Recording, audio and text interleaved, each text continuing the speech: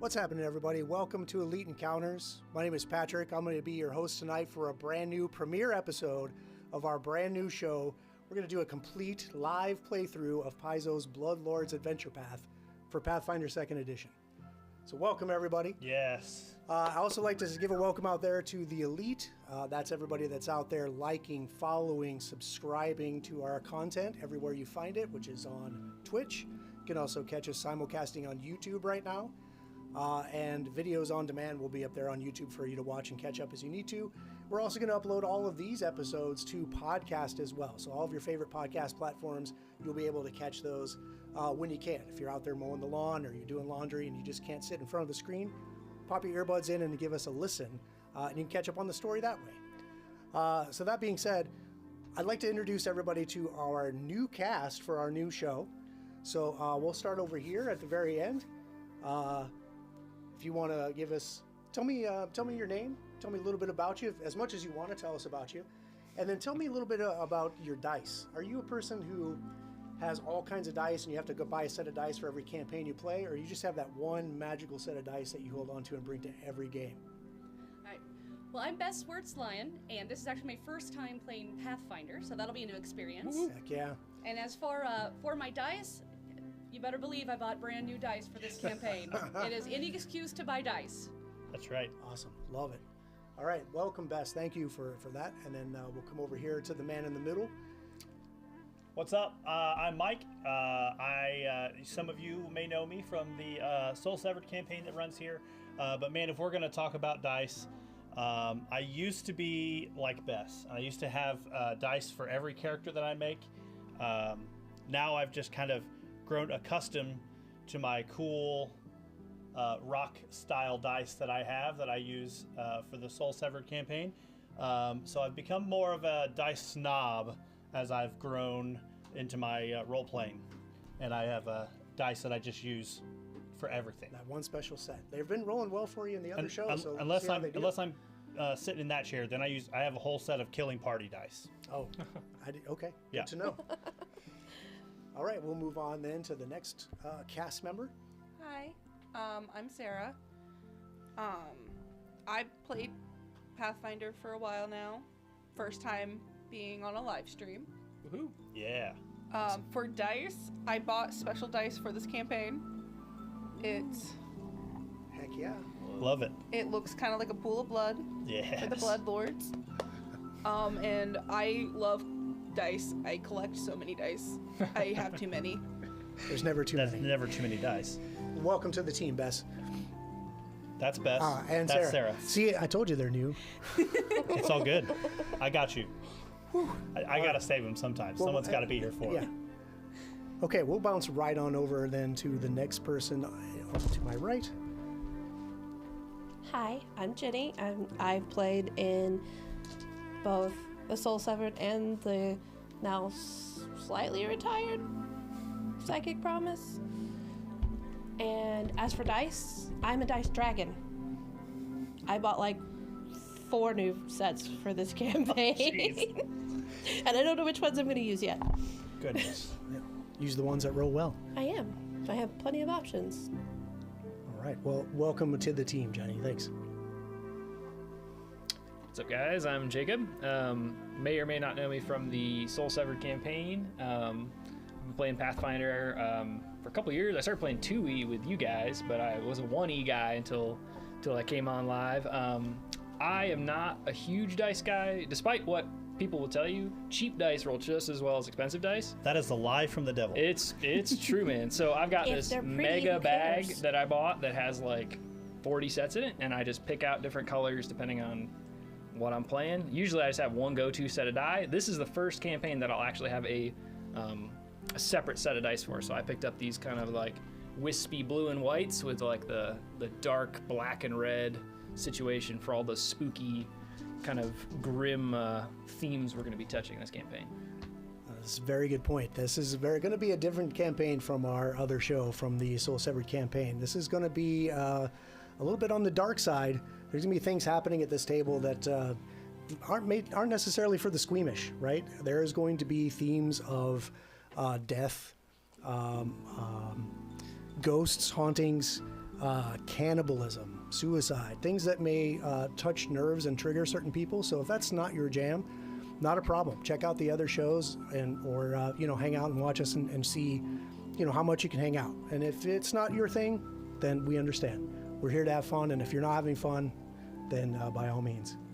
But that being said, I got a couple other things that I want to announce. We do have a crew here as well. So all these things that are going on with these cameras, these lights, the sound, the music, that is all going on behind the scenes. We couldn't play this game and bring this show to you if it was not for the crew. So I just want to give them a shout out and say thank you to TJ and Josh, who are there behind the cameras at the control board. Yep. There we go. We appreciate you guys so much. If it wasn't for you, this wouldn't be a thing. So love those guys. Absolutely. Sure. Okay. So we're about to embark on a new campaign. So this is our session 1. We've had some things going on behind the scenes. We've talked about character builds. We've talked about some rules we're going to use. And one of those rules that we're going to use is definitely the hero point system. Okay. 2nd edition is built to have the hero point system. And it can be a pretty deadly game. So we want to give everybody a chance to at least make it to 2nd level. So to do that, we're going to use the hero points. So to represent hero points in this particular campaign, we're going to get a little dark. And we're going to give everybody these little skull bones. These skulls will represent your hero point. That's when you're awesome. ready to turn in a hero point, you're going to have to pass in your skull to me. When you're ready to get a hero point, if you do something really cool, if you're particularly heroic or maybe particularly evil, we might give you one of these a little extra. So what are these for? I'll pass these out and we'll explain what these are for. So if you can pass that down, please, to your compatriots, to Bess, Mike, and Sarah. See, I'll get it right. It takes me a second. I'm horrible with names. And then on this side, if you can pass that down to Mr. Jacob, and here you go for Jenny. So everyone's got a hero point now. So what the heck are these even for? That's right. The first thing that you can use a hero point for is you can turn that in to re-roll. Okay, so if you are about to swing your sword at the big bad guy and you roll a 3 and you know that's going to suck, give me your hero point and you can roll again, right? You have to take that second roll. So if you end up rolling a 2, well, sorry, Charlie, I still got your hero point and you still suck. Okay? Just don't suck. Yeah, just don't suck. Just get good rolls and you don't have to worry about it. Yep. Goes back to that dice stuff.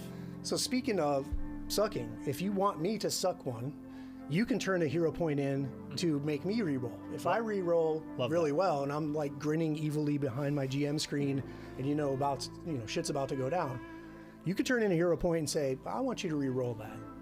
And then, you'll have to take the second roll. I could get better and things could get worse for you, or I could just completely suck myself. And that's just how it comes down. That's how the cookie crumbles, as they say.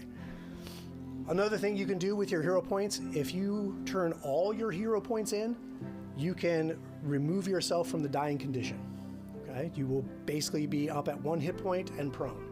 Okay? So you basically kind of like a heroic recovery from death's door. So you might want to gamble a little bit. If you're dying 1, you might want to hold on, like see if your friends can, get to you, help you out. But if you're that last man standing, yeah, we don't know.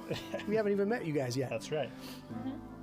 But if you're that last man standing and you're into the dying condition and you've got to save the day, hero point time. And you are up at 1 and conscious, and then you got to, see if you can make it out of that.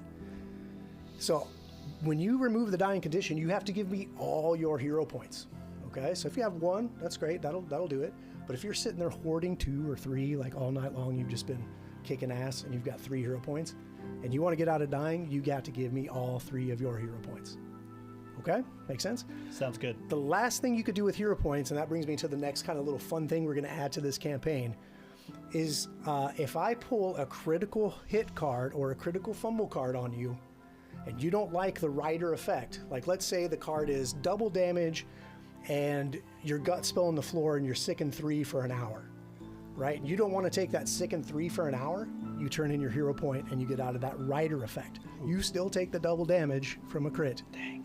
If it's a critical fumble and it's something like you fall on your sword and impale yourself and take 5d10 damage, you can reduce that or kill that rider effect with that hero point, okay? You still have the automatic miss, okay? And those cards, to keep them fair, right? Because crits happen a lot. fumbles happen a lot. Critical failures happen a lot, I should say. Anything 10 above is a critical success. Anything 10 or below is a critical failure. We're not going to pull cards for that. We're only going to pull cards on nat 20s, which are super exciting, Yes, and sir. nat 1s, which are not as super exciting, okay? So 5% of the time, you're going to get a card. 5% of the time, you're going to get a bad card, right? Yep. Does that all make sense? Sure does. Love it. Great. If it doesn't, we'll figure it out, because enough about rules. Let's play the game. Let's play. Okay, Heck so yeah. let's talk about Bloodlords a little bit. 5,600 years ago, a war broke out between the archmages Nex and Geb and the eponymous nations that they ruled. For centuries, the conflict raged between the two nations until Nex unleashed powerful magic against the Gebites, slaughtering untold thousands. Geb reanimated and retaliated by creating a vast army of the undead. The war started to rage in Geb's favor until Nex vanished.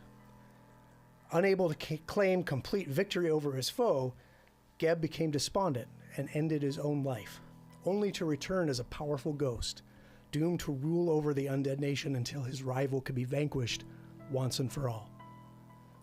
While the Ghost King Geb rules the nation, the day-to-day administration of the kingdom is handled by an aristocracy of 60 bloodlords. These bloodlords, mostly comprised of powerful undead necromancers who have pledged their fealty to Geb for eternity. There are a rare few that are living still. One of these living necromancers, Berlin Haldoli, has summoned a group of promising associates to Grey Dirge to set them on the path to one day become bloodlords themselves. Tonight, it's Moon Day, the 10th of Farast, in the year 4722, Absalom Reckoning.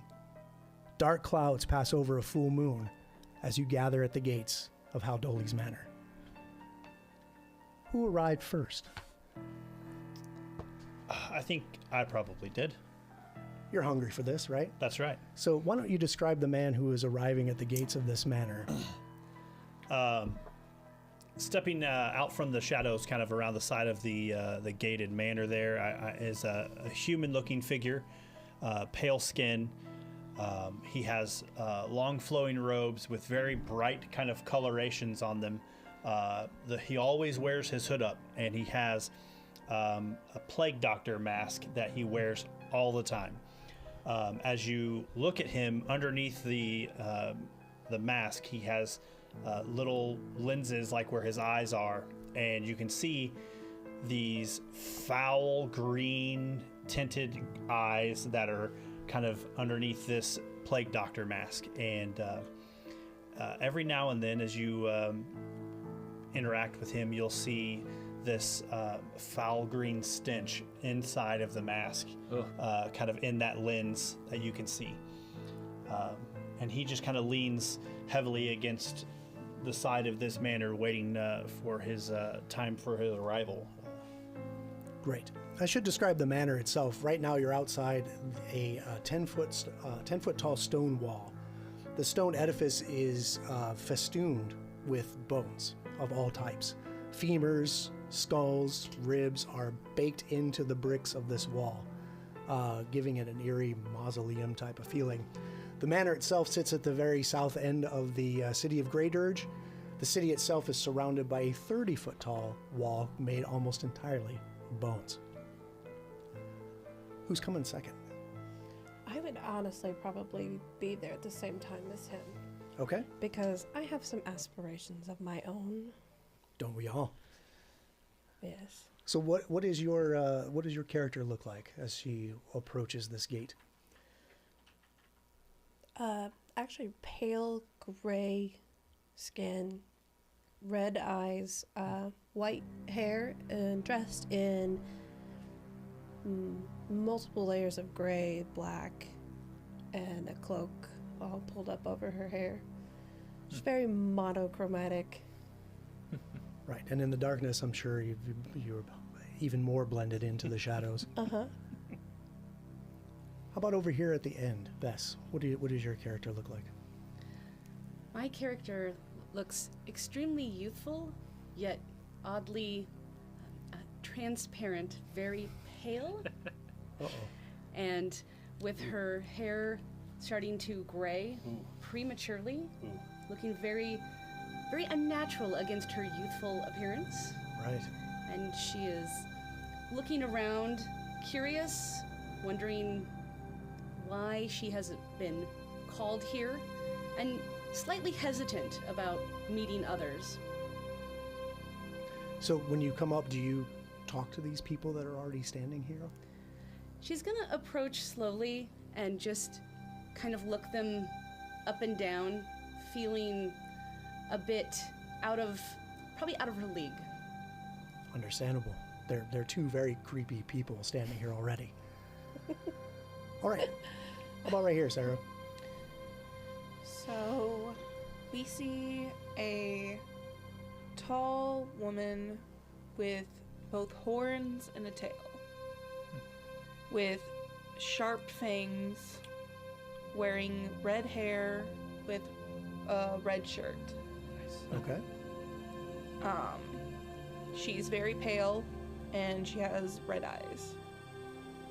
Very creepy. I sense a theme. And then finally, Yes, so for everybody that's currently gathered up at the mansion, you probably see like this faint kind of blue-green light that starts to kind of come up towards the mansion. And as you approach, you would think that the light would get kind of bigger and taller as a person approaches. But the person that approaches is only maybe 2.5 feet tall. And you see in the glow of that sickly candle the face of a young, kind of middle-aged halfling. It's odd that that glow, like you would expect to see maybe some flush of their face, but that blue-green glow is just, that's all you see is that coloration in his face. Like Love his eyes almost look like they don't have, pupils, just that sickly blue-green. And perhaps even at the edge of the lights down by his legs, it's like, is he even standing there? I can't tell. again, another very creepy character. So as you approach this group that's kind of huddled outside the gate, do you say anything? Does anybody say anything? Or are you all just standing in dour silence? So I'm not the only one that was brought here. Why are you here? This isn't the first time that I've been placed in the rat race, where others are sent to try to do the same thing that I'm told to do. I'm here just like the rest of you to make a difference and to maybe perhaps gain some influence.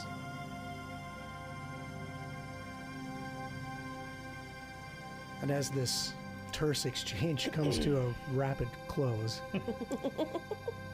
the gates creak open inward.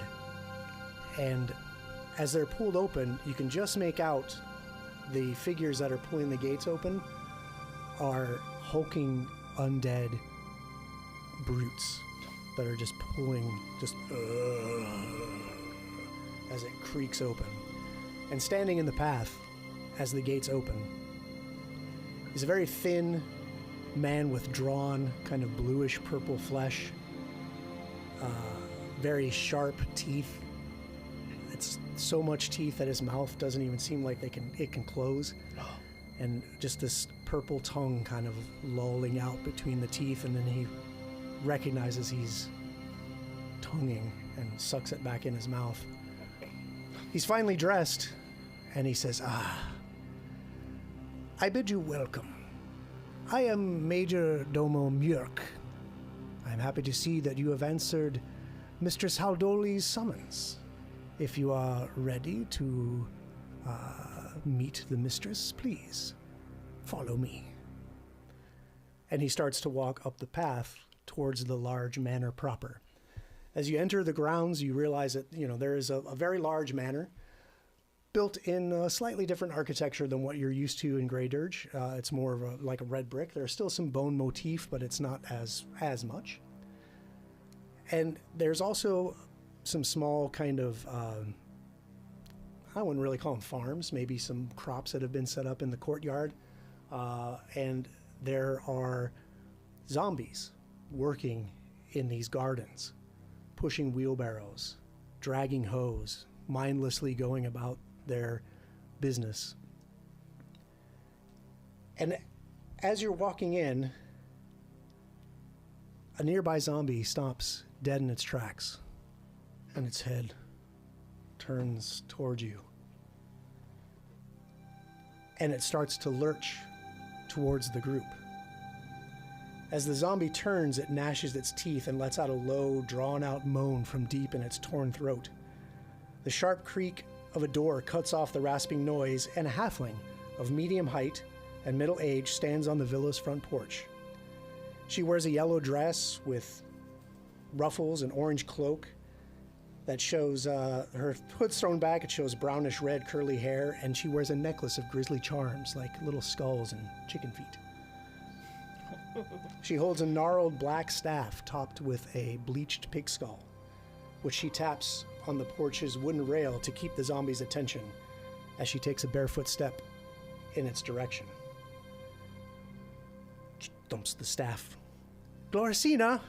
Gloricina! And when she says that, a young woman comes rushing out from behind the manor. She's got workers' clothes on, obviously servants' clothes, but they're well kept.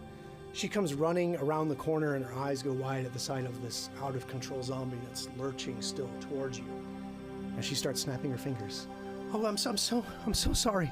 I'm so sorry, Mistress Aldoli. Please, just a moment. And she's like, go. Hey, over here. Snapping her fingers and trying to get the zombie's attention. Mirk is just slowly shaking his head, his black purple tongue lolling out again out of his mouth. I'm so sorry, Mirk. Please, and I'm so sorry. Please, guest, but please, just give me a moment. Snapping her fingers, Berlin is shaking her head. Finally, the zombie turns its attention towards this farmhand, Gloricina, who manages to lure it back into the fields to once again pick up its wheelbarrow and get to work. And Mirk just kind of looks sidelong at everyone and says, it's so hard to find good help these days. Berlin waits for you at the top of the porch, and as you arrive, she welcomes you, and she welcomes you by name. Oh, my dear Lysander, thank you. Thank you so much for coming. I appreciate you. I see we have young Mert. Please do come in. Don't mind that noise behind the mic there. And I see we have Ophelia. Thank you so much for coming. Please go in. And by the way, please go directly to the dining room. Mirk will show you. Please, Mirk, direct them to the dining room. And I'm so happy that Persephone is here as well. Thank you. And Alara. I'm so happy to see you all. Please, if you would just please go to the dining room. I will join you shortly. I have just a few things to take care of in the kitchen, and I'll be out. I'll be out shortly. All right, please. Only the dining room.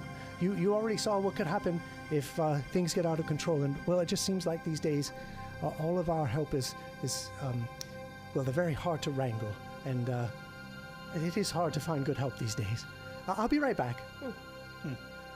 Mirk shows you to a dining room, and he sits you down at a long, comfortable table. We will be with you shortly.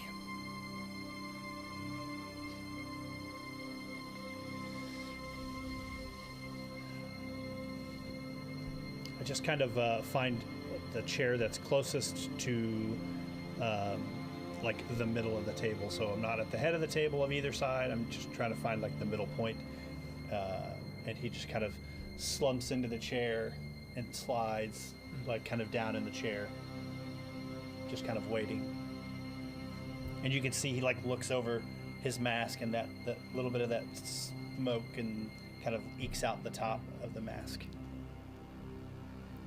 Take some time to look around the table for perhaps a chair that's not tucked all the way against the table, and then kind of carefully just drift between the table and the chair to sit there, and then perhaps go to sit my candle stand down and realize, remember I just not to set it down, so I'll blow it out and put it away.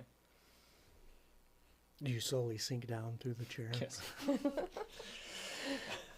No, you're fine. You're sitting in a chair that's perfectly designed for you. It's as if she knew you were coming.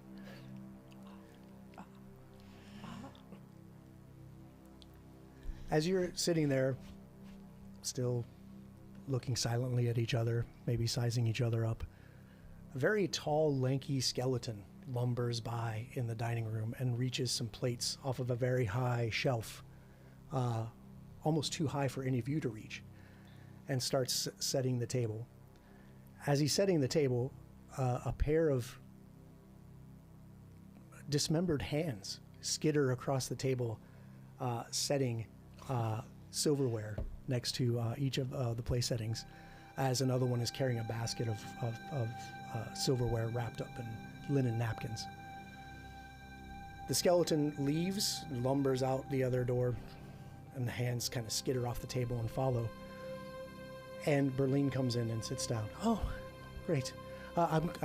You've met Reacher already. He's such a good help. If it wasn't for him, I wouldn't be able to reach anything. Anyway, we'll be serving the first course shortly. In the meantime, have you all met each other? No. No. Not exactly. Well, by all means, please introduce yourselves. I thought this is a glorious occasion. You should know each other before we feast together. Well, I'll go first. Oh, please do, Lysander. He sits up in his chair, not unlike maybe a child who's told by his father, you straighten up, right? And so he just kind of like pulls himself up and he says, my name's Lysander Darkthorn. I am the chosen of Urgathoa. Oh? Oh. I suppose I didn't know that about you, Lysander. I suppose that's an honorific that should help you in why I called you here. I'd be happy to see how that plays in your favor. Everything plays in my favor. And he pulls out this bag of nondescript chicken bones and legs and stuff like that. And he casts the bones onto the table and he goes, yeah, in my favor. Interesting. Fascinating. Oh, please do go on. Hi, I'm Persephone.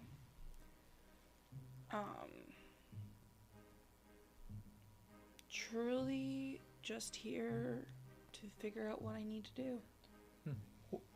Well, we'll get to that, my dear. Don't worry. But first, I'd like us to all kind of enjoy each other's company and have a feast. It's almost ready. I promise. Please do continue.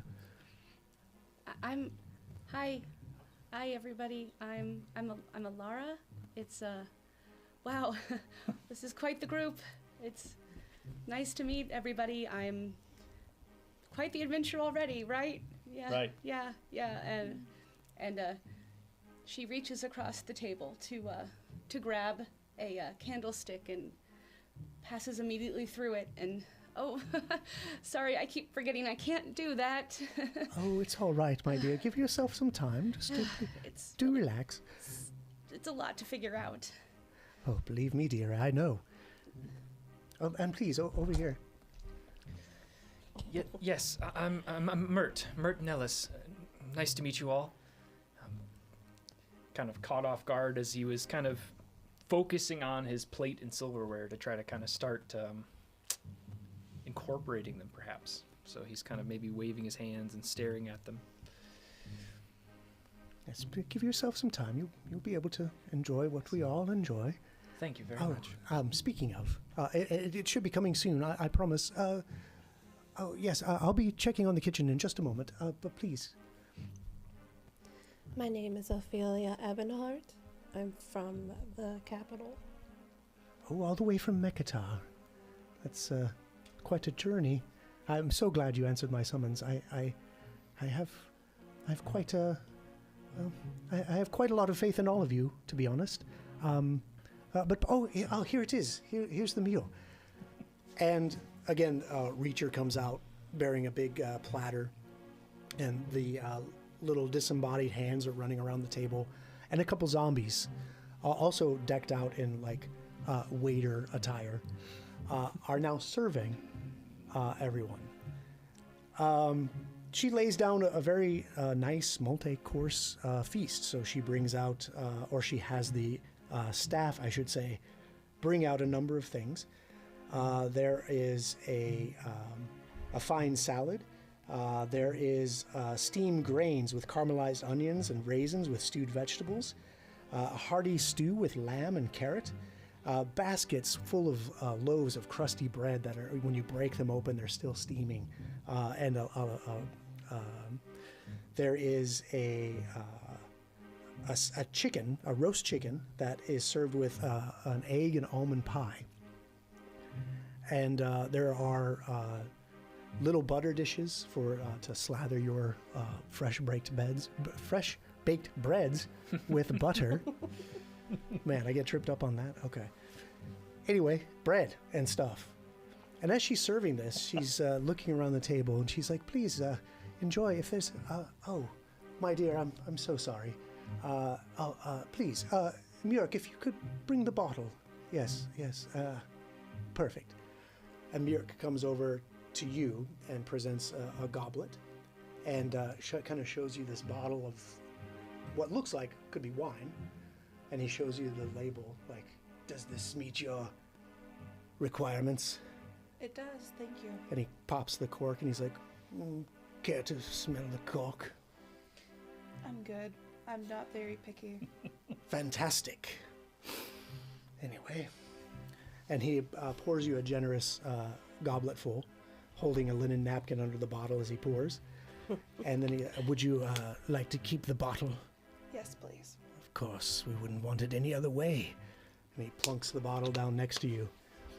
And you can see in the goblet, it's a fine crystal goblet filled with a thick, viscous red substance. Love that for you.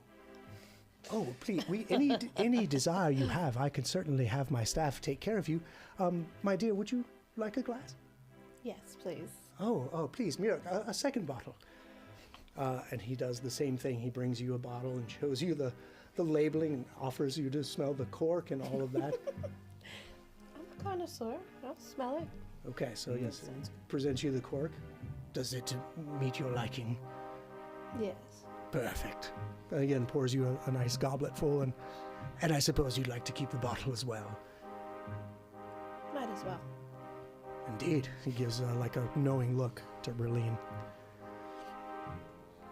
And you spend a few minutes indulging in your food, except for a couple of you, who may have to take some time slowly incorporating each bite.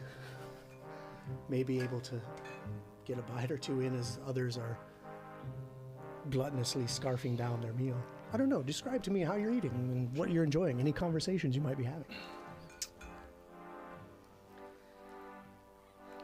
So Lysander, being a chosen of Urgathoa, he is he likes to overindulge. So he'll be like, "Oh, you mean you're not going to eat that?" And he'll reach across and just like grab the bread and pull it across. And then he's like, "Oh, and you're not going to have that?" He'll take the bread and the butter and he'll just be like, "Oh, yes." And he'll just like cut one piece of the bread off, put it back in the middle of the table, keep the whole loaf where he's buttering the whole thing. Yeah, so he's overindulging. And as he eats, he doesn't remove the mask. He puts the stuff up underneath, so you never get to actually see his face. I'm unsettled. And Alara, who is sitting next to him, is getting very frustrated because every time she starts to focus on this delicious piece of food, he takes it away. Yeah, he's like, "Oh, I don't know this is going to waste." Oh dear. And My dear Lysander, I appreciate a hearty appetite, believe me, I certainly do, but if you could just give Alara some time to enjoy as well. Okay, sure. If you would be so kind. And he pulls out some kind of timekeeping thing, and he's like, Like an hourglass? Yeah. You just hit it. Yeah, Okay, just you got 10 flips it up. minutes. I also feel very forlorn that as everybody's starting to partake, I can't, and I have to wait and maybe select a couple items that I'm most interested in to enjoy, and maybe even call over a couple of the hands to butter some bread for me, so that I can focus on that piece of buttered bread, and it won't even be warm by the time I get to it. You're darn right it won't be. Yeah, they kind of And that's depressing. skid her around and You can tell that I am butter the very, bread. very disappointed that I can't enjoy this meal when it's fresh and hot. Yeah, I wonder if you can even taste it. Oh no.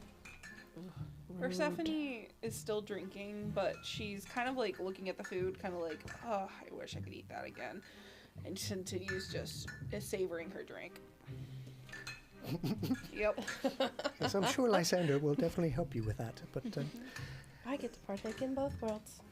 so you enjoy Sorry. this great feast that's laid in front of you, and she caters to your every hunger and desire, and brings seconds if the food on the table runs out. She's happy to have Reacher go fetch more for your never-ending appetite. But after a while, she does kind of take a piece of silverware and kind of tinks it on her goblet and says, "Well, we must get down to business, I'm afraid. Thank you all for joining me today. I trust you enjoyed the meal. If not, we can always turn you into a zombie. They're far less picky, aren't they?" Oh, anyway, well, that's not entirely correct, but that is, I suppose, the reason why I've brought you all here. I am a necromancer by trade, and I am also a blood lord. So I suppose that means I'm basically a necromancer with lots of paperwork and responsibilities and competition.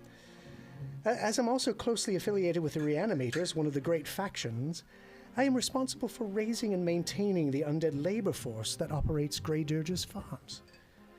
We grow a lot of food in Geb, not just for Gebites, mind you, but for trade across all the Inner Sea.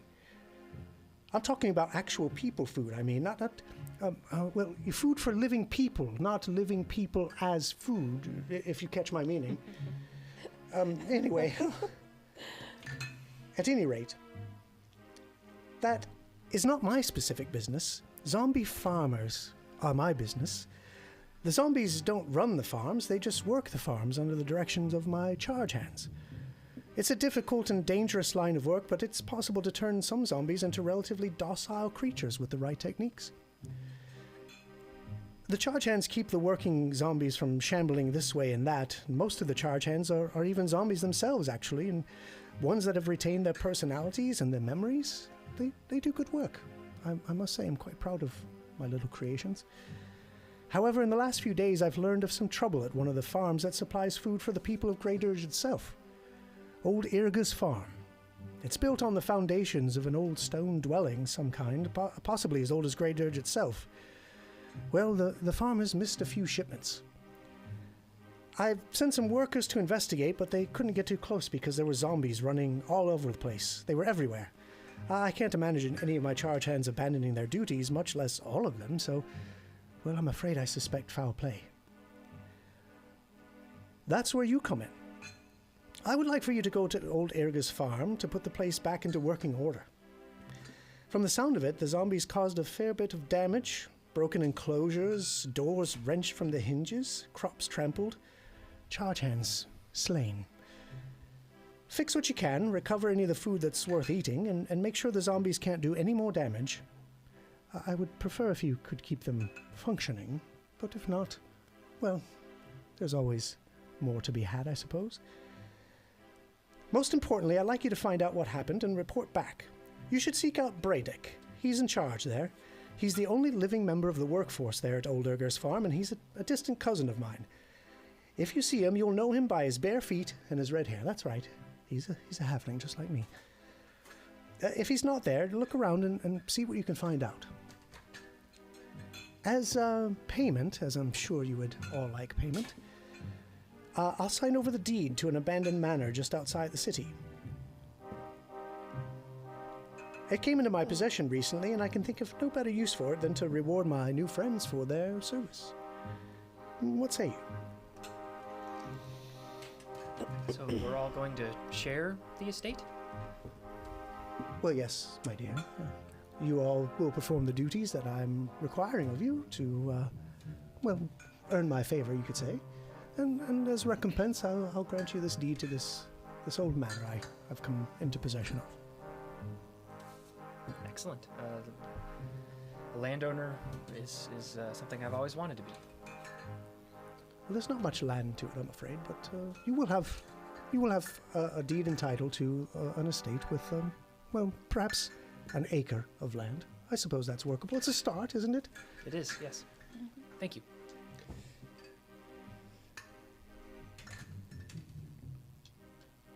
So as the feast kind of winds down, Reacher the skeleton comes back out and starts clearing plates away. The tiny dismembered hands, disembodied hands, I suppose, I don't know, start clearing away the plates as well. And yeah, you notice as Reacher is working around the table, all of you actually can pick up that he seems to almost flinch away from Berline's seat, as if he's maybe a little bit afraid of her.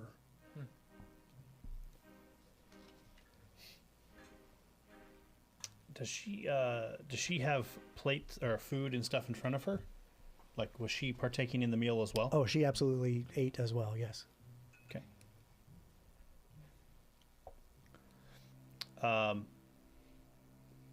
Disinterested in why her own creations are afraid of her, Lysander reaches into his pouch and pulls out the bone pouch again, and he throws some bones on the table, and he goes, yeah, this will be most favorable for me, so I'm on board. Oh, fantastic.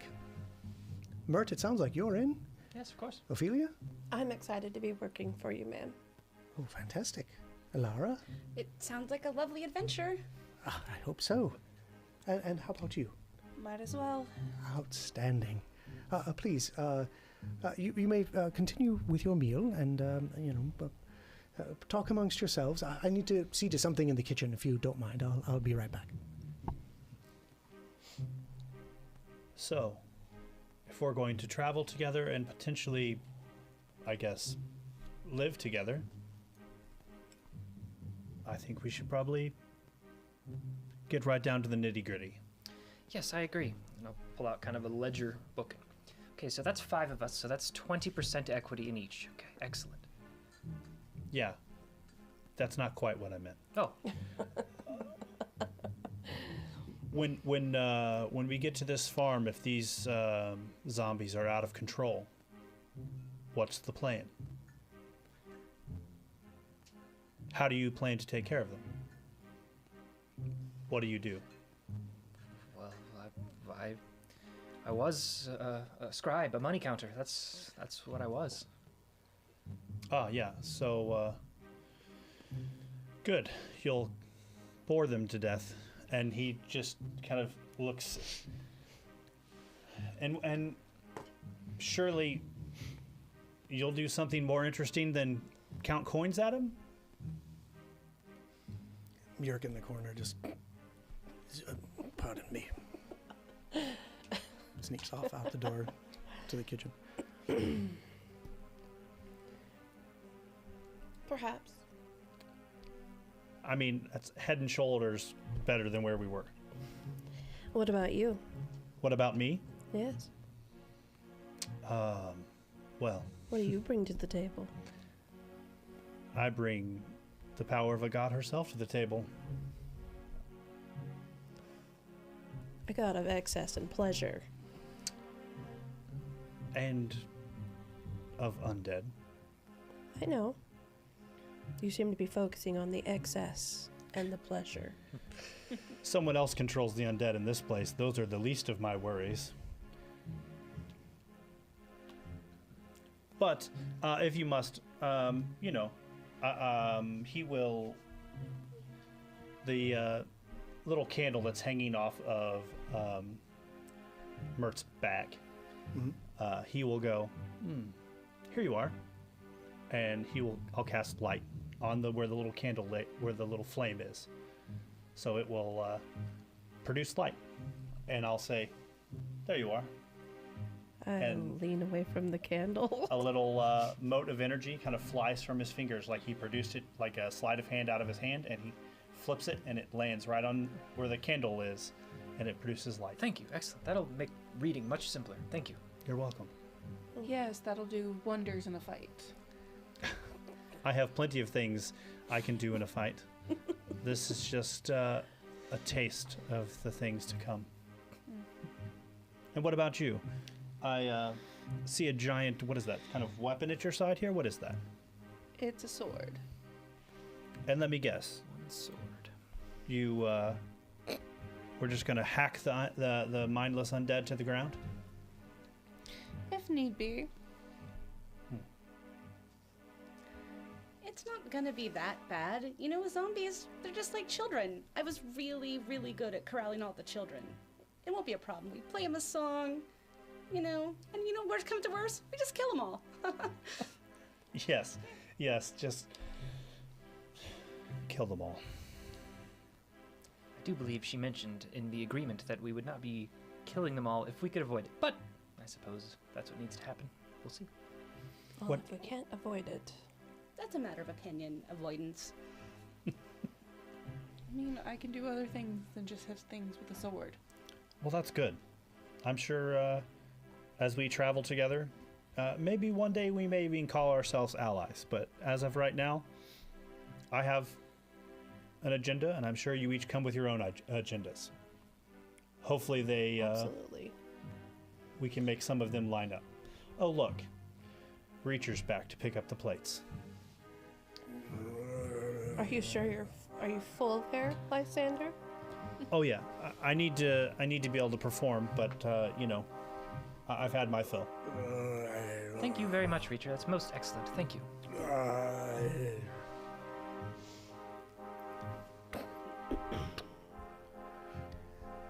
Berlin comes back after a few more minutes. Well then, I suppose, thank you for coming, and I do have other business to attend to. Do you have any final questions for me? I guess if not, then I suppose that you should get to work. I mean, I'm sorry, but I am very busy, and I do require also some rest before. And zombies. Well, they last forever, I suppose. But I don't, unless I were to become a vampire.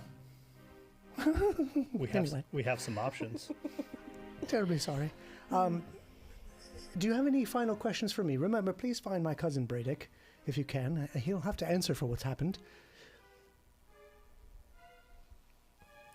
I do actually have some questions. Oh, please, my dear. How many of the keepers were there at the farm? Oh, the keepers? I don't quite keep track of that granular of a detail. Bradick was in charge of that. I believe there was perhaps 6 to 10. Okay. Is he capable of controlling the zombies that were on the farm?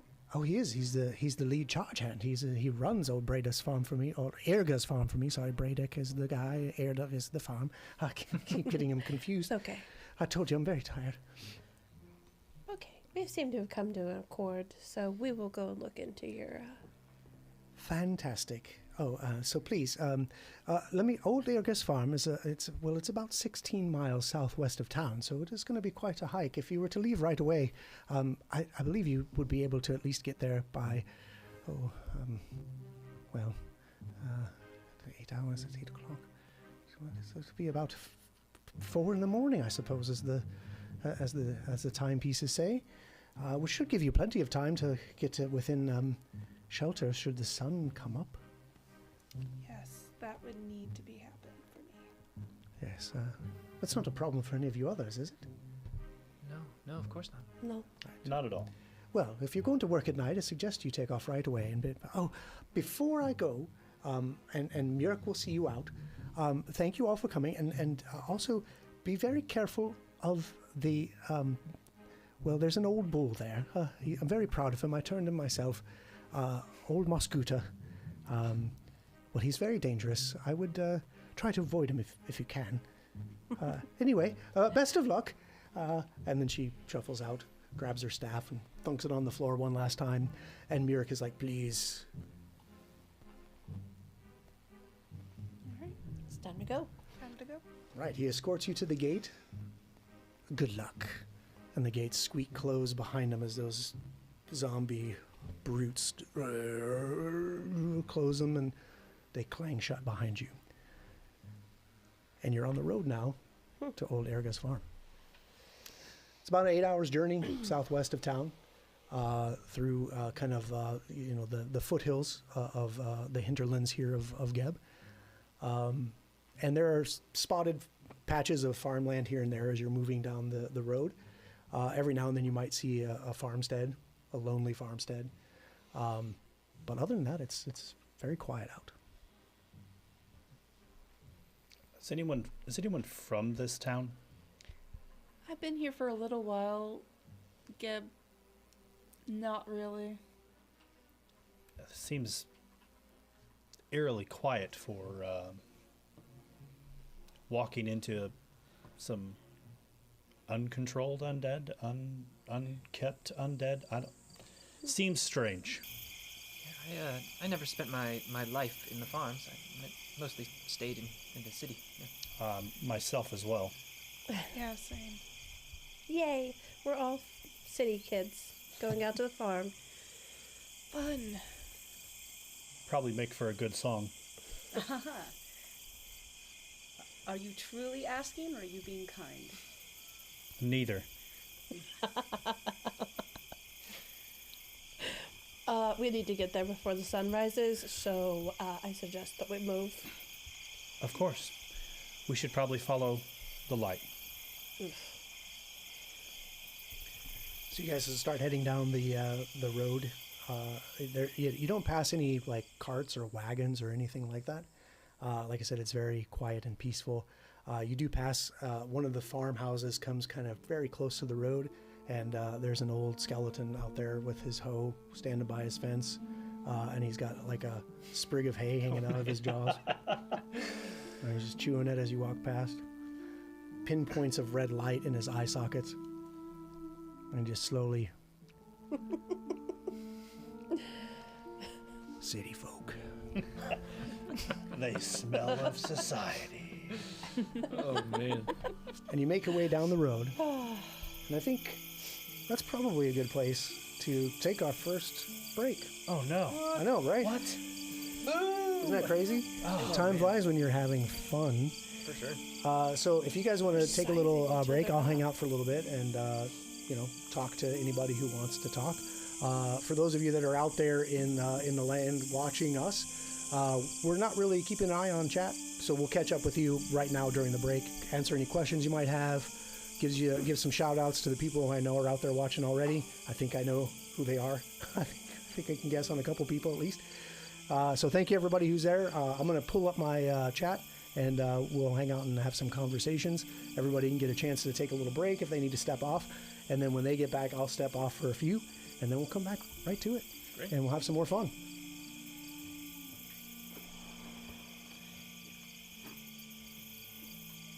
I'm good.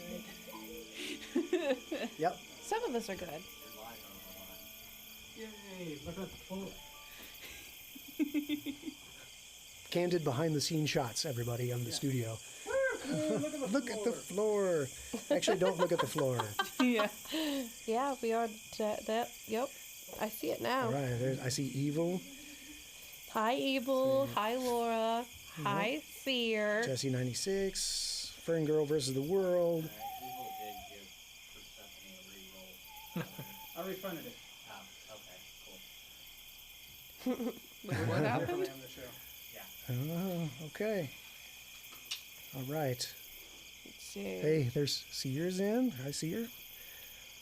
Hi, Jess. Hey, all right. All right, good to see the chat blowing up. Thanks for everybody that's tuning in and. Oh, man. So, Fangirl, I hope you continue to watch us For sure. on Absolutely. our And tell your friends. next episodes.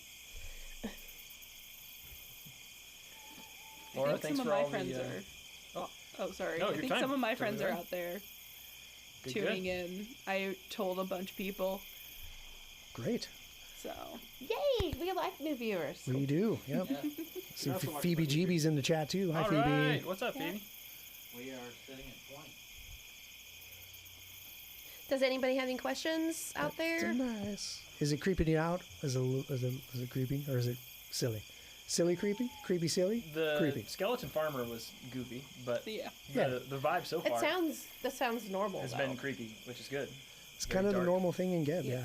We're also like brand new to each other, so we're like trying to vibe check everyone. Yep. That Yeah, for sure. for Filling sure. each other out. Yep, for Well, sure, yeah. Who's got the motives, and will they align with ours? Sure. Are we useful to each other?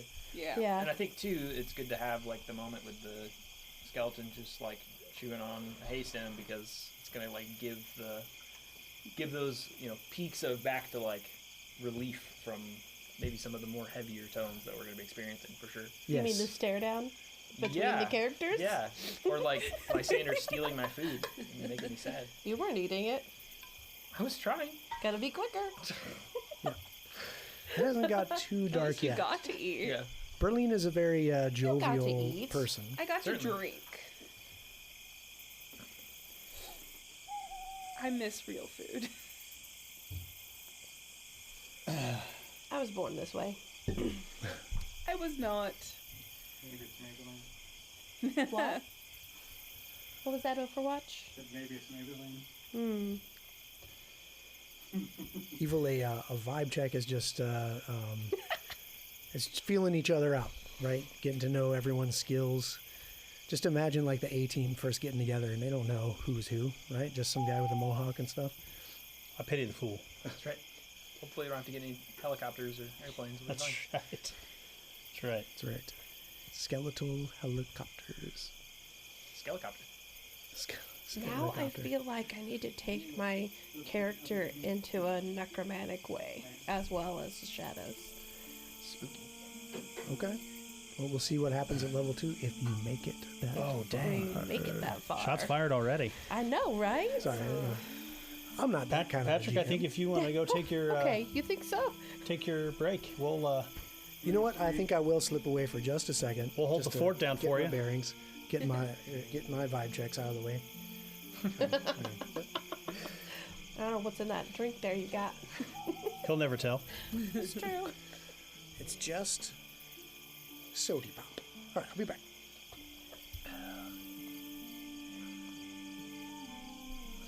So we've got some really interesting characters.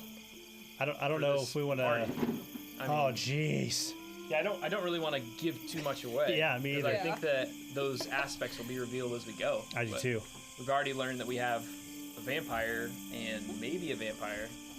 I don't know. I was eating real food and drinking blood. Yeah, And Or and just she maybe and a she real said weird she was person. born that way. So true. not many vampires are born that way, right? Most of them are turned that way, made that way. Two incorpora people. So that's Right. been interesting That's so far. that's cool. I think that's awesome. Like, Yeah. as terrible it is that I'm stealing your food, Yeah. but And- I think it's cool. And one stinky plague doctor. That's right. Yeah, whatever you have going on with like noxious gases venting out from your mask is very interesting, and I'm excited to better learn mechanically why you're that way, and also flavor-wise what makes that part of your character. The goddess that he's following is actually one of the goddesses that I've actually read up on the lore. Yeah, yeah. So, like, I kind of get the vibe, but which is why I did the little needling there. So here's your little. You watched during the break a little bit of flavor, right? A little spoilery, right? Not too much, but you say you read up on the god that I follow. Usually, when you have characters that follow some kind of deity, they will have some kind of symbol, holy symbol, some kind of iconography of Certainly. that deity on them.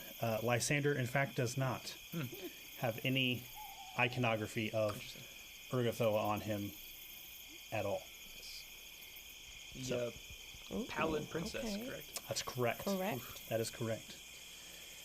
Yeah, it's going to be interesting because Yeah. Mert knows basically very little Yeah. about this thing you're following, but Jacob knows Yeah. some things about it, Yeah. and it's going to be very cool to see those asks play out. And I have some for viewers that want to learn more, I mean, this is stuff that's all out there Yeah. on the interwebs. Yeah. Like, all the Galarian lore is there to look at. So you could totally, There you know, are some YouTube channels. too. totally, yeah, that break it down super easy, super fast. Oh, yeah. So, you know, if you want to learn more about Urgathoa and what her place is in Galarian, totally be good to give that a quick search and, That's right. and look it up, because there's some really interesting stuff that's kind of baked in that maybe get hinted at in these APs that kind of talks about the larger world, right? Right. Even just the history of Nex and Geb that Patrick was describing in the intro is like super fascinating. Right. And kind of what the context of that is regionally, right? I mean, every kind of continent we're a part of is essentially, you know, parallel to like Africa in Galarian. Right. So it's just going to be very interesting when you think about, you know, what kind of what do the zombies look like? What do the skeletons look like? What does this look like? To see a 30-foot tall wall made entirely of ancient bones is something that's really cool. Right. Theater of the mind right there. Yeah, Like, that's wow. And then you go into like, okay, so is it 30 foot high wall of bone of like human bone, or is it like giant bone? Is Right. it All the dragon above. bone? You know, it's like, so your mind just starts trying to fill in all these things. Like, man, that's a lot of humans. If that's all human, Sure. you know, And they could be. Well, he did say that Geb was devastated. yeah, Yeah. true. Right. That's a great point. So Yeah, Hey, the welcome back. materials are never ending. I'm very happy to be back. Thanks. I did manage not to trip over something on my way back in. So That's good. We didn't even, you know, I would say we didn't hear you Bonus. approach, but I saw you. completely got to failed slink my. into the shadows a little bit more. That's right. Yep, failed my check for sure. All right. Hopefully, I won't. I'm still waiting for someone to make that first roll. It's going to be like, drum roll, please. Here we go. This is it, guys. Yeah. Yeah. So I'm also excited for like when our characters get more fleshed out. Yeah. Because like I have details and I'm like, oh, I can't wait for this to come up. And I'm Oh, like, yeah. wait, Yeah. you gotta. Oh like, yeah. There's so much stuff like we were just talking about. I'm just like, Yep. And each encounter will bring up a tool that all of us may have, or a weakness that we have that is yet to be kind of shown out. So I'm excited Right. for that for sure. but you got to make it there first. we got to make it. We're gonna You try. got to make it there. I am staying away from you and your light. You don't like my light? Nope, not really.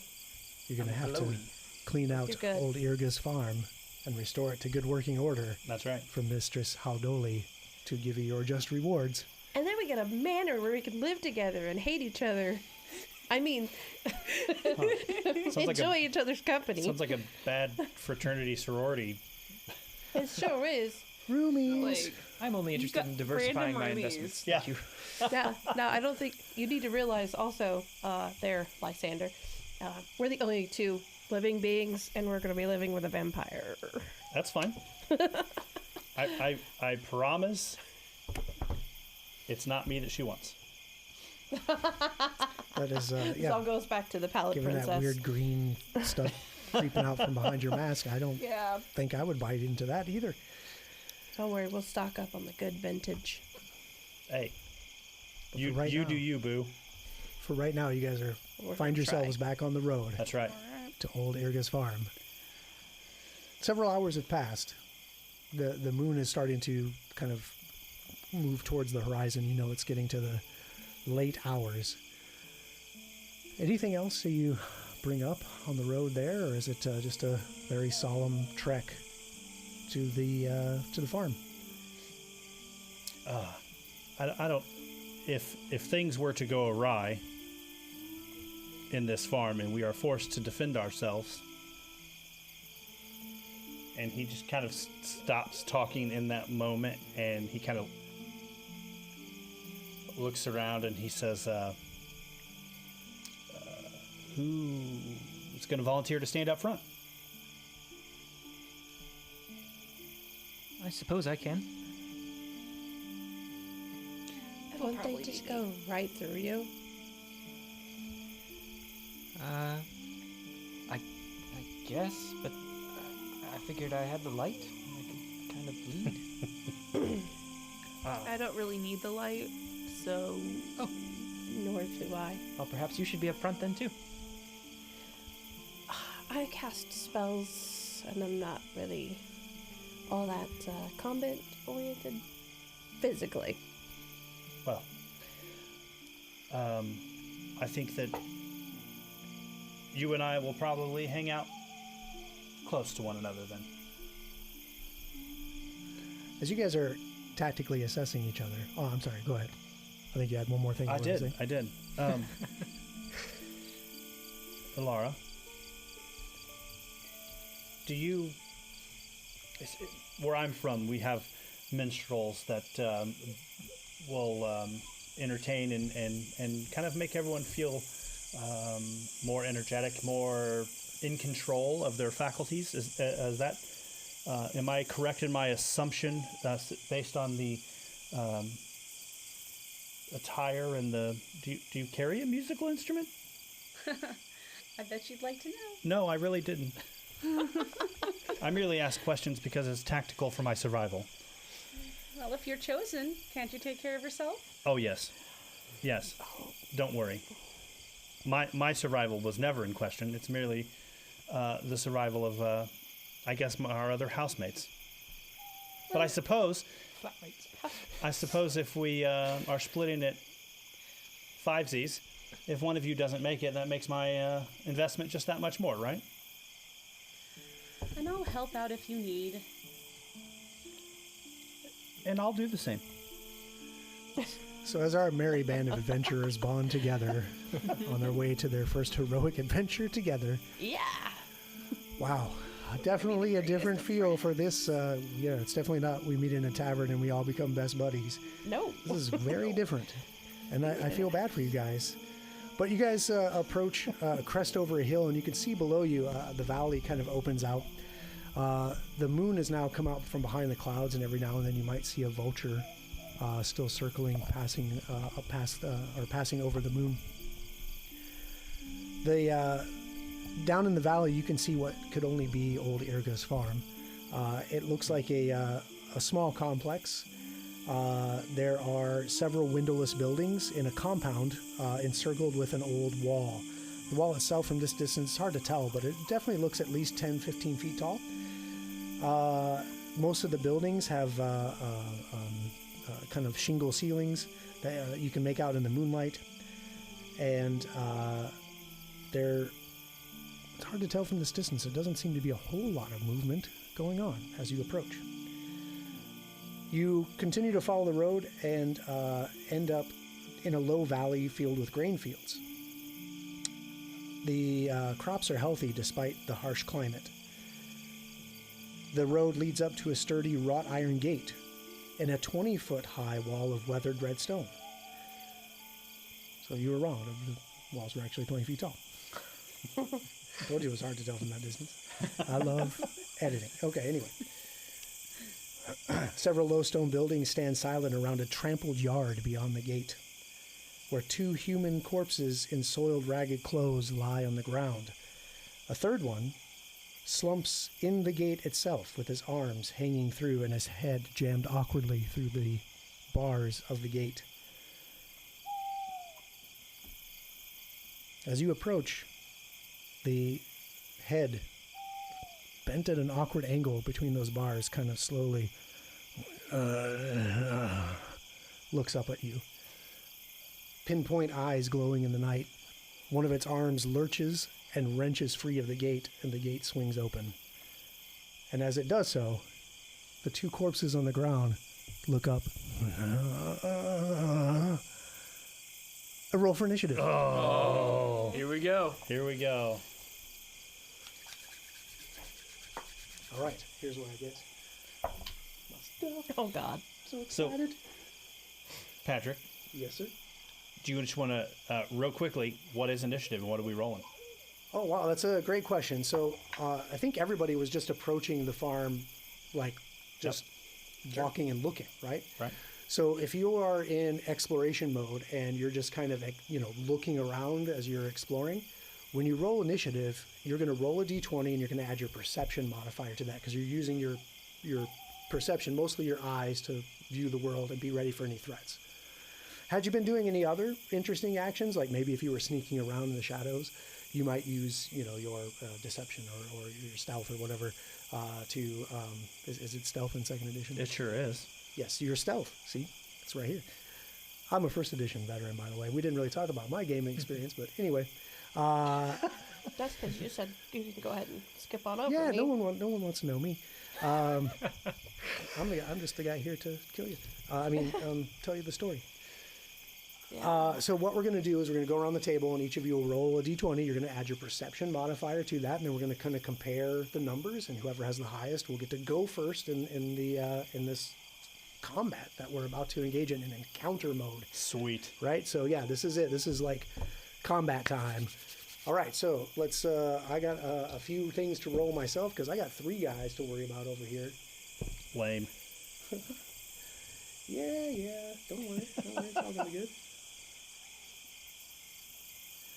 Okay, so we'll just go around the table and we'll start there at the far end. Lara, what did you get for your initiative? 6. A 6. Okay, now you did add your perception modifier. I did. Okay, sorry, just giving you a little grief. New to the table. Yes, I did. Gotta do it. Okay, and then Lysander? 6. Oh. Okay, so since you guys got a tie, usually the table rule is you decide amongst yourselves who goes first. So one can defer to the other or whatever. I'll let her go first. Okay. All right, so we'll do that.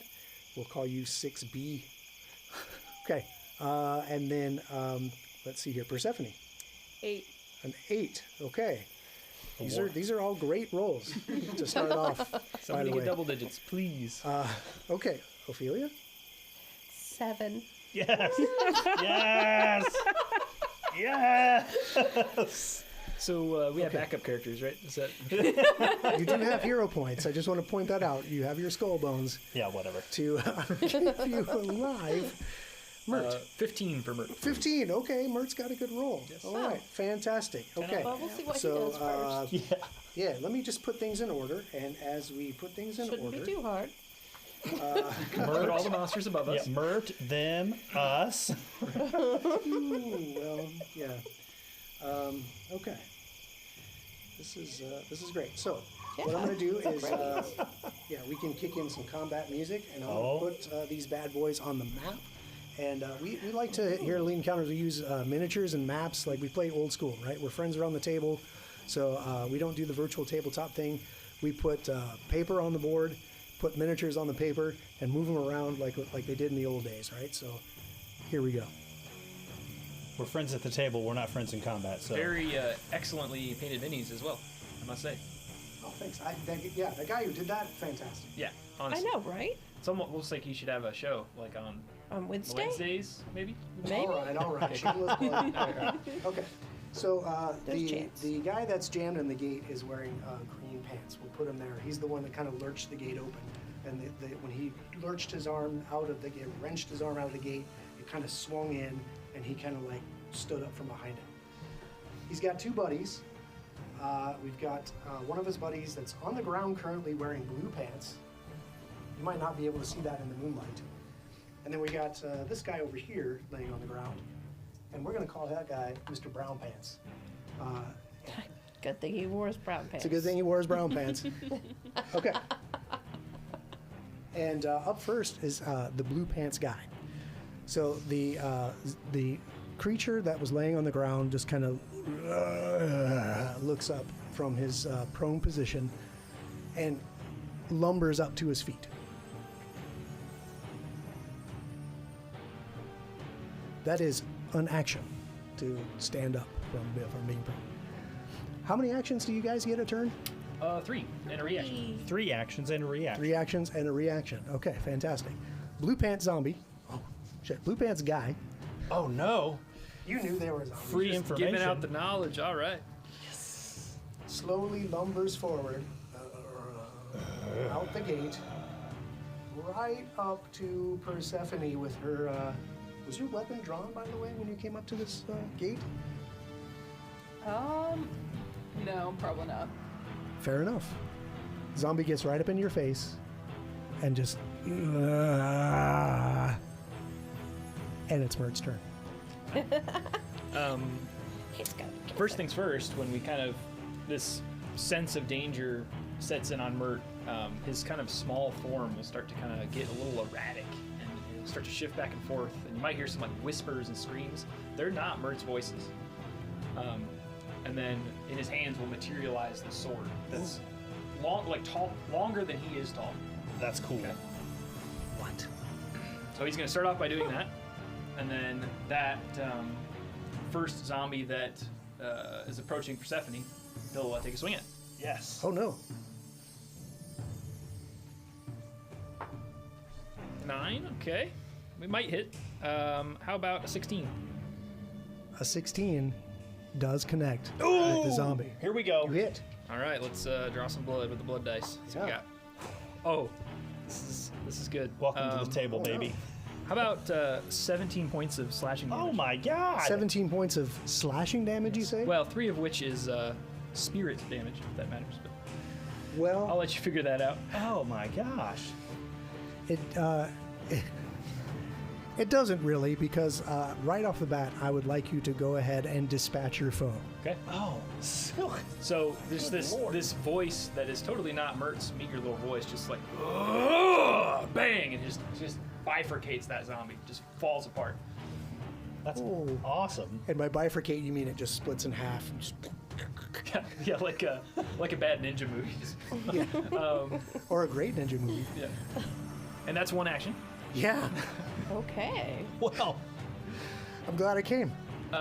we're glad you came too. Yeah. Glad you could be Second here. action, I will suddenly charge up to the one that is still prone on the ground, Oh no. and That's Mr. Brown Pants. yeah, well, They get more brown it'll as you be more approach. accurate, yeah, very soon. So I'll charge up to him, and just bring my sword down, flip it around, Yeah. the way I'm holding it in the hilt, and just hit him right on the ground. Okay, So that's I'll not give that a good. swing. For who? For Mr. Brown Pants, because Mr. Brown Pants is prone. Being prone basically means you're off guard, and off guard basically means your armor class, which is how hard it is to hit you, is 2 less than what the armor class is. So please continue. That does not No, sound that's good fine. for But Mr. Brown Pants. we also have to remember that multi-attack penalty will take place here, so I'm going to take a 5 off the top. So Yeah, my roll was a 15 on the die, so that is a 10, 10. to hit him. a 10 total. 10 total. You don't add anything to your rolls. No, I'm adding that. I rolled 8 on the die, plus 5, Oh, I get it. or I get plus it. Okay. 7.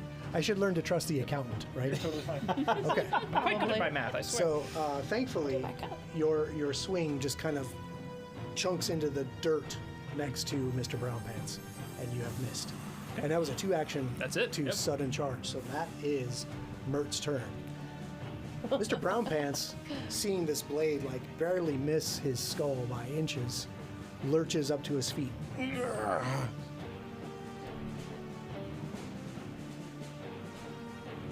And it's go time. Oh boy. I got some, these aren't new dice, but I'm using these dice specifically because they have skulls on the max number of each die. I mean, I get you. So I dug them out of my collection to bring today to kill my first character. I mean, roll my first check.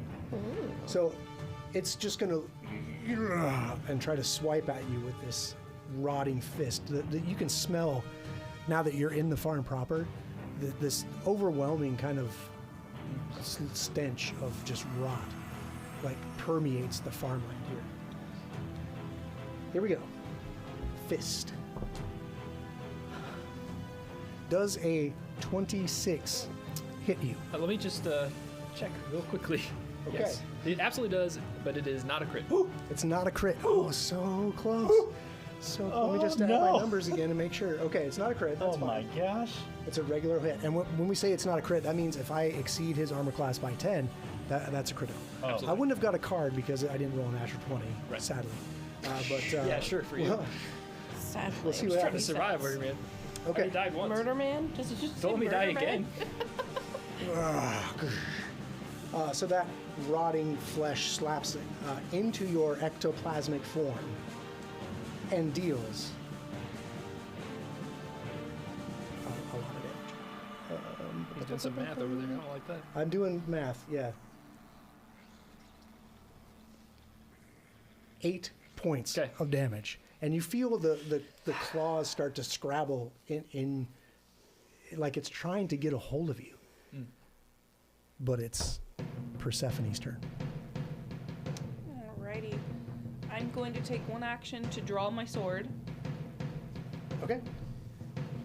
and then I'm gonna attack the one that's right in my face. Okay, right in your face. The one that's right in your face is bifurcated and destroyed. Oh, right. However, you can step into Mr. Greenpants for an action I can do that. and give him a swing. So, I got so excited about the bifurcation, I forgot to remove the you know. model. That's such a cool description. That's called cheating. Yeah, there were really 4 zombies. so 14 to hit. A 14 does hit Okay. on Mr. Greenpants. Maybe I shouldn't call him Mr. I mean, these were just zombie workers. Lord Greenpants. So it's a 7 plus 4, so 11. 11. And what kind of damage is that sword dealing? What's the type? Is it bludgeoning? Is it slashing? Is it piercing? Does it really tell me at the very? Right there, far right, where it says something D8 plus 4, and then a small word above it. Flashing. Slashing. And you did 11 points of damage? Yeah.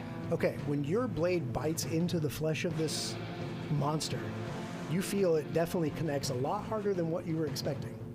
It seems like your weapon is doing extra damage to it. Good to know. That is good to know. Love that. But that's 3 actions for Persephone, Yep. so that means we're at Ophelia. Ophelia. Sorry, I'll only do that one time. I am going to cast a Face Bolt at the zombie next to Mert? Yes, Mert. So, Mr. Brown Pants over there? Yes. Okay. I rolled a 2. So that's a 9. A 9, unfortunately, does not connect, so your phase bolt, which, what does that look like when you shoot that out?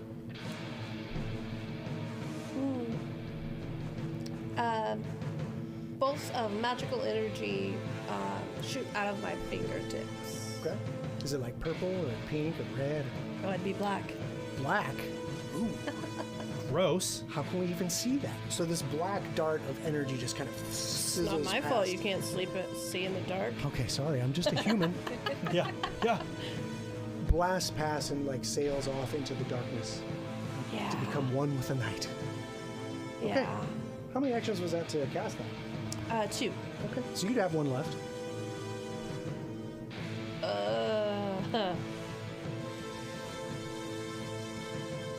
I'm good. I'm not getting closer. Okay, use it or I'm lose not it. getting closer. Okay, fair enough. She only takes 2 actions. That's fine. That's fine. You'll get all 3 back at the start of your next turn. Alara. That's perfectly fine. Alara is going to cast Biting Words. Oh, So, let's see, 12 plus 6, 18. okay, so you have to roll to hit with that? Oh, do we not? Explain to me what biting words is. It's it's causing damage with an insult. It's an occult spell. So, does it look like So do I have to this? make a Does it say defense and then give you a number or a letter? It gave me, Yeah. Oh, yeah. So she does have to roll. yep, Roll to hit it. Okay, biting words coming my way. Love okay, it. So, and you rolled an 18, you said? yes. Okay, now with biting words. Okay. You know what? You hit him. Yeah. All right. Yeah, because I yelled at him and I'm like, your pants look so cheap.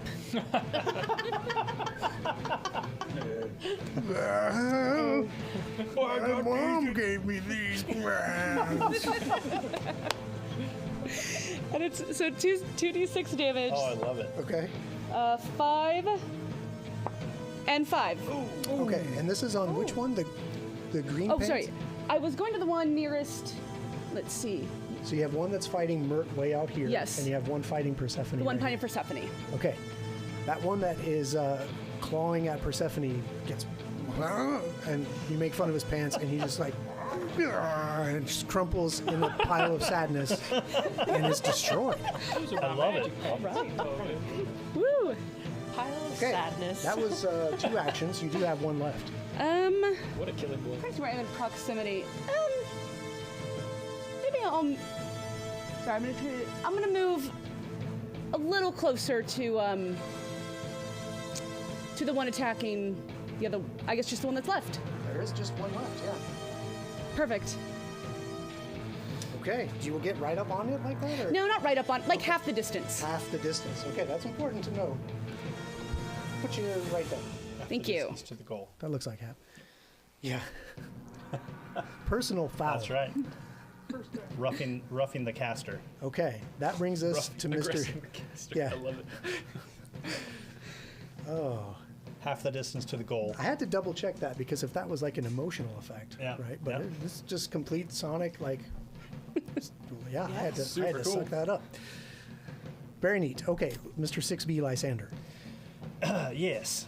So Lysander will also move up very similarly to Alara. Okay.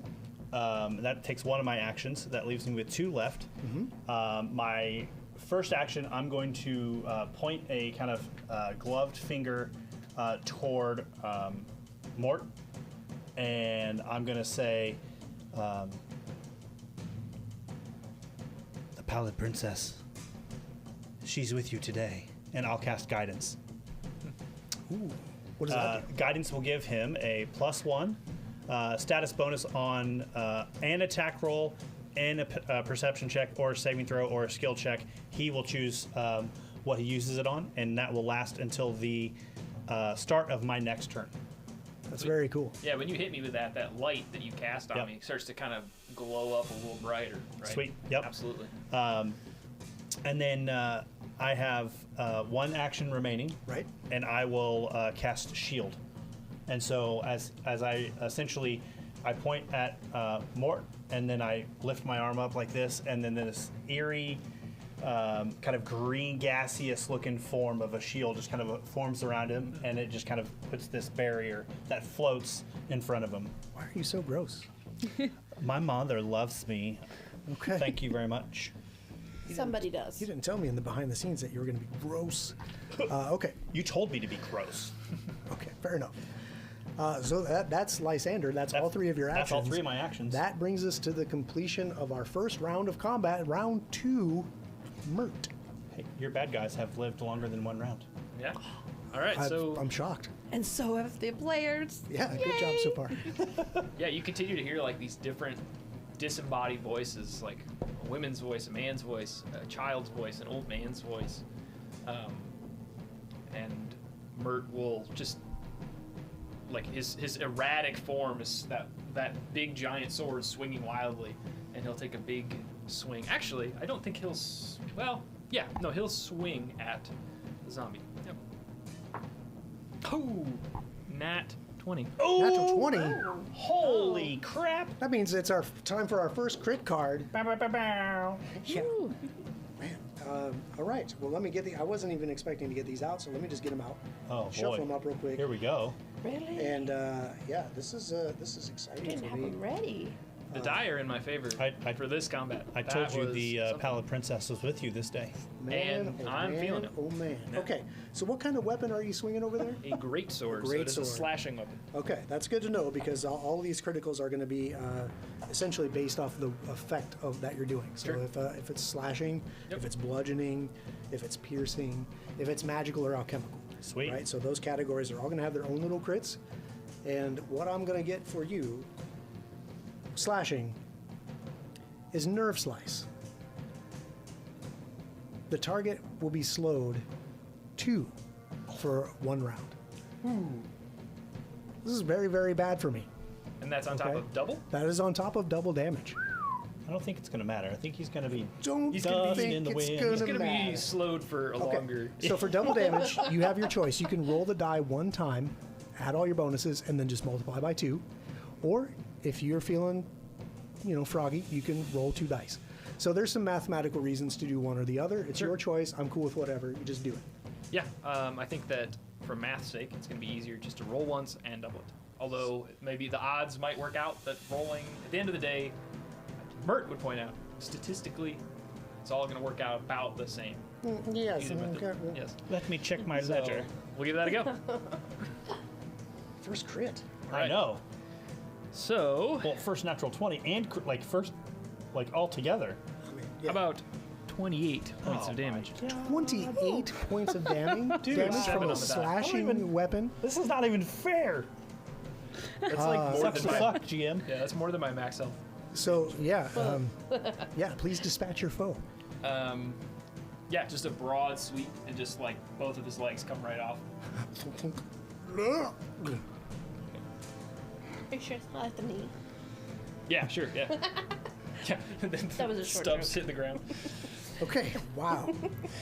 So Mr. Brown Pants Really needed those brown pants? completely Straight crumbles up. to the ground, and all of these creatures, when you destroy them, they start to rot away almost immediately, and putrescent flesh just kind of starts sinking into the dirt as undead creatures are destroyed when they are killed, except for you guys. Right? We'll see. Yeah, you're special that way. Wow. Okay. So, the zombies at the gate have been dispatched. Looking out across the farm, even with dark vision, I think dark vision you can see about 120-ish feet. Low light vision is a little bit less, but we do have a little bit of a light source, right? Which is your magical light, not a candle. It's just on a candle. You guys are confusing me already. Okay. But what you see in front of you, you do have kind of this building here. Now, what we're seeing on the map is just kind of the floor plans. There are 10-foot walls of this building here, but the wall facing you, it has been almost completely destroyed. This building is almost completely in ruins. Off to your left is another building that the walls are actually fully intact, but you notice that the door itself has been busted off the hinges and now lies broken on the ground. And kind of scanning around, you notice here and there are just patches of like bloody pulp, flesh, indescribable, unrecognizable corpse material just mangled into the grounds. Who here has dark vision? I do. Okay, two of you. Alora does as well. 3. Laura does as well. Oh, great. Yeah. Okay, There's 3 of good. us. So the three of you, why don't you go ahead and just give me a perception? Normally I would roll this in secret, but I want to play around and let you guys do this one. I have a natural 20. Wow, okay, very good, very good. That means you automatically get one tier higher of whatever is happening. 10. Okay, great. Sorry. Math's sometimes hard. Don't tell that to the accountant. You're fine. 12. 12. Okay. So you guys, you see some shadows off in the distance. There's like this fenced area, like almost like a paddock. Some of the fence has collapsed to the ground. There's more like mangled mess around that broken down fence. That's what you notice. You notice in the distance a large bovine creature stomping back and forth, just sniffing the ground in this corral, this enclosure. That's what you see in your immediate vicinity. If you do look off to your right, you see maybe some wagons and some grain silos way off that way. My only question is the corral intact? Well, with your natural 20, you definitely see the same thing that these see, that the fence has been collapsed in several sections, and there are just mangled corpses. Like, it's hard to tell if you had to like scoop them up into piles and determine the number of people that this was, it would be an impossible task. Worst jigsaw puzzle ever.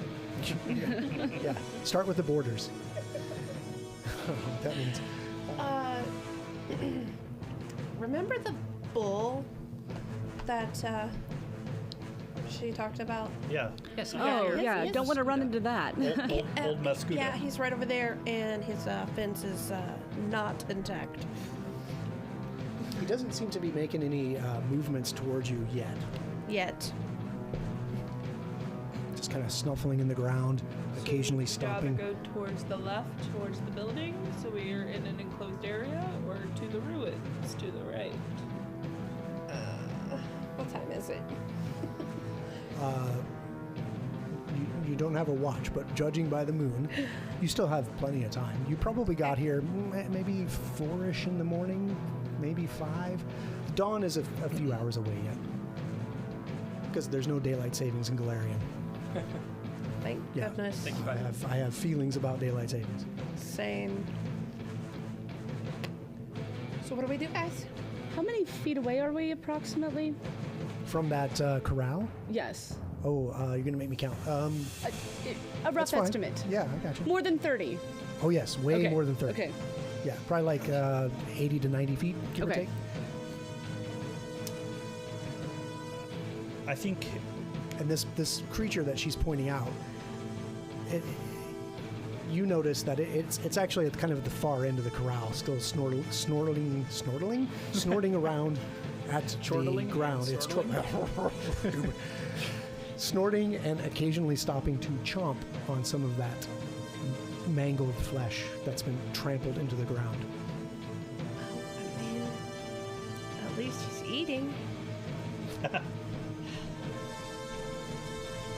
don't think she'd be too kindly for us to destroy it if it attacks us.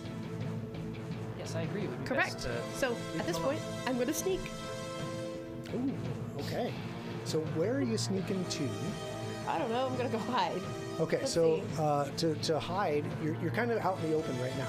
So you're going to have to kind of get somewhere where you have a little bit of cover or something to hide behind, and then you can start making your stealth rolls. I think we should probably clear the area before we get too far pressed into this and get zombie in the back. Okay. So, should we go to the ruins then and clear that out? And then go to the building and then try to go around the corral sneakily? Yes, I think that sounds. Yeah. Sounds like a good a plan as any. I can certainly keep an eye out for any zombies that may decide to reanimate. Okay. So so it sounds like the consensus is you're going to go check out the ruined building. Mm-hmm. But first, I think Ophelia wanted to kind of go over there and maybe hide a little bit before the group kind Oh, of I'm gives not her going. position away. No. I'm not going without them. Oh, okay. Well, they said they're going to go, but Yeah. I don't know. Hide behind Lysander or something. I Because it won't be Mert. as we approach the building, Lysander will actually step against the corner of the building, using it for some semblance of some kind of cover, and I will Yeah. also like to hide. okay. So I'm going to make these stealth rolls in secret, so you Do don't it. know just how good you're hiding. I love it. So secret rolls are usually any D20 roll that has this secret trait. I get to roll and then kind of describe, what happens. Love it. It makes for a really good guessing game, especially if you like gambling and playing with your skull bones and I making do. me re-roll I what do you don't indeed. even know is. So we'll start with Lysander because he's the one who declared, I'm going over, I'm going to lean against the wall, I'm going to make a stealth. So let's pull up your, okay. Yeah, so you lean up Great. against the wall, and as you lean up against the wall, there's like a little bit of a, as your boot kind of drags in the gravel a little bit. Okay. And then you're like, oh. Seems good. I'm going to find some shadows to meld into.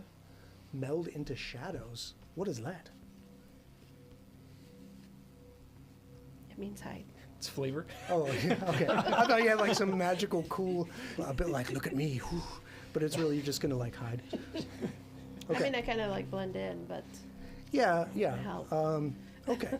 So you don't really have cover to hide behind. So we'll give you some adjustments to this roll, depending on that. But you do have some clothes that blend into the darkness, and you do too a little bit. So definitely. we'll make things simple and just say that they kind of balance out, huh? And you have a stealth, okay. All right.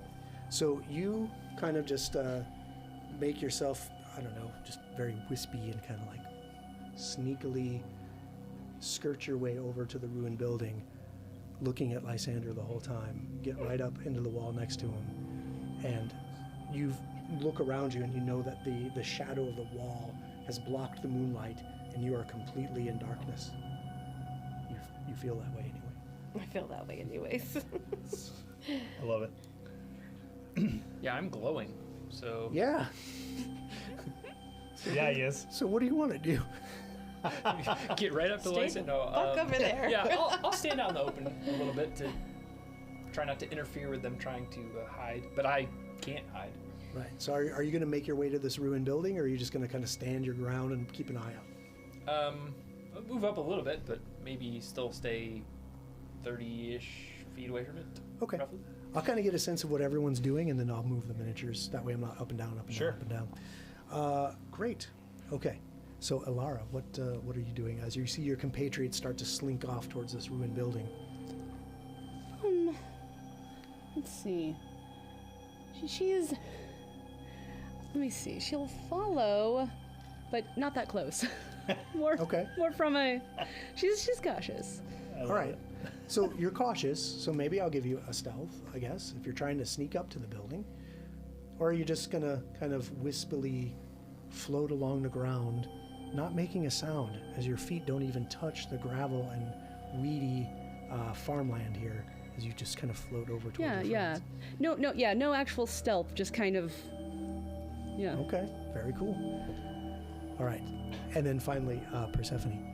I'm gonna try to sneak up to the building, Okay, great. trying to make as little noise as possible. All right, so I'm going to give you a little stealth roll secretly. Kind of love this. This is kind of like, I don't know, I hate to like steal all the die rolls. It's fine. It's what these are for. Yeah. It adds a little bit of the tension, I think. Well, yeah. Okay. I don't know that you rolled a 2 and I suck at stealth, so I'm gonna do what I. All right, Josh, are you showing the dice cam over there too? Okay, just kidding. You don't know. I know I don't. Okay. All right, so Persephone, you start, your boots are very softly stepping into the gravel. You adjust your gait a little bit and know that, okay, if I go heel toe maybe, and you start walking your way over there, stepping on plant matter or maybe a little bit of the gore to soften the footfalls, and you make your way to the ruined building with your friends. And now you're all outside of the walls of this building, except for Mert, who's kind of given a little bit of a beacon in the night, you might say. So I'm going to move you over there. And then what do you guys do next?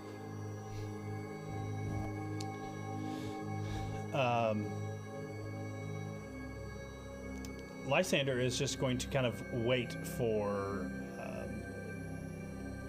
either us to move into the ruined building or us to go past the building. At this point, he's just content to stand here, and he's really just waiting for Mert to move ahead or Persephone to move ahead so he can slide in behind them, kind of in how the cookie crumbles, you would say. Okay.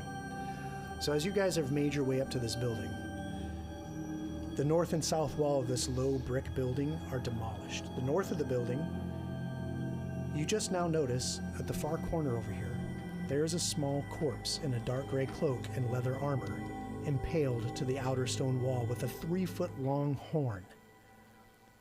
The corpse's cloak is in tatters, and much of the flesh of its legs have been gnawed away. Oh. Dried blood and gore pools beneath the skeletal, dangling feet. Inside the building, you can make out a dozen or so leather satellite contraptions, each with numerous straps and buckles, and they all lie crushed and tangled in a heap amid the rubble from the collapsed walls. What do you do?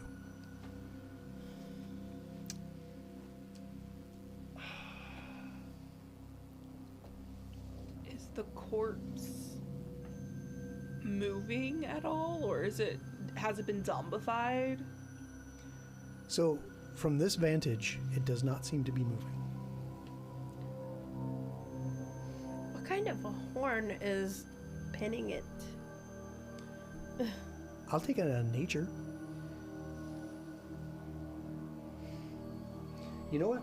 I was gonna say, do I get Do to roll you this? have or? nature? I don't. I'm untrained in Do nature. you? Okay. You can still recall knowledge, right? Even untrained. The DC is maybe just a little harder. Yeah. So you're looking at this horn. You're like, oh God, is that a I just want to know if it's a bull's is horn. that a minotaur horn? Oh. I think maybe that's a minotaur horn. That's terrible.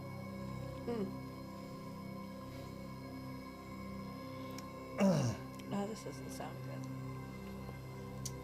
good. Hearing This you is talk not about good. a minotaur, I would certainly scoot up a little bit to see what on earth is going on here, so my light can kind of start to shed on the edge of that building, so I can see what we're dealing with, and point out as well, like, there seems to be a great number of beasts that these saddle things were for. I wonder where they've all gotten off to.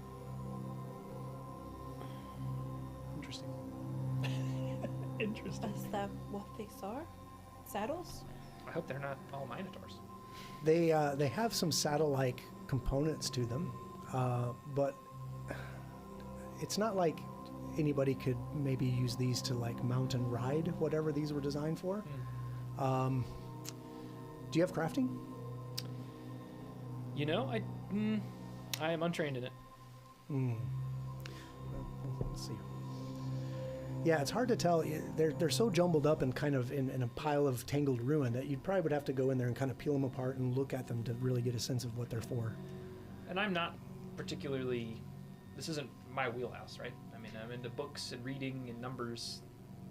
Farm equipment is not my deal. Fair, fair. You do notice this this corpse that's impaled to the wall with this 3-foot-long horn, the minotaur horn. Yes. Looks like The lower half of it has been gnawed to basically to the raw bone and the drying tendons. somebody needed a snack. That does have a gray cloak. Is it a halfling? Or by chance? You probably have to 'Cause get a we're little looking for a halfling. closer to figure that out. Okay, I'm going to walk closely to the body. Okay. Fantastic. Thank you very Slowly much. creep your way Somebody's up to gotta the do it. bottom. As she approaches, as she passes by me and goes into the building, right before she kind of like goes into the building and leaves my sight, I'm going to cast Forbidding Ward on her. Ooh, okay. I think you can click that up on your Hero Lab and that'll adjust your stuff. Sure right off does. the bat. Pretty cool feature. Yep.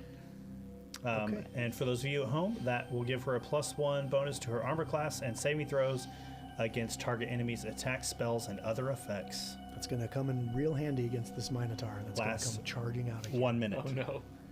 Okay. 1 minute. You have 1 that minute. bonus. Okay. So 1 minute passes. And the bonus falls off, and then here comes the Minotaur. No, you're fine. So you make your way up to this mangled corpse that's stuck on the wall, its feet dangling a couple feet off of the ground. Pool of drying blood and viscera that lays at its now skeletal feet. And as you're looking, you notice it's got a gray cloak, and coming out of the creases of the gray cloak are tufts of kind of curly reddish brown hair. And you also notice that it has something clutched in its hand, like as if in his dying breath he grabbed a hold of something. While you're looking at that, what's Alara doing down there? Ooh, I guess. See, because they moved up, so they're closer to the corpse, correct? Yeah, mostly Persephone has moved closer to the Okay. corpse. Yeah, Everyone I else is know, kind of like, yeah. I don't know about Minotaurs. Yeah. Alara will kind of skip up there, or in her floating. Okay. Please tell me you skip while you float. That is fucking There's just a little bit of awesome. like lilting. Yeah, I she's love just kind of. She's like, Oh.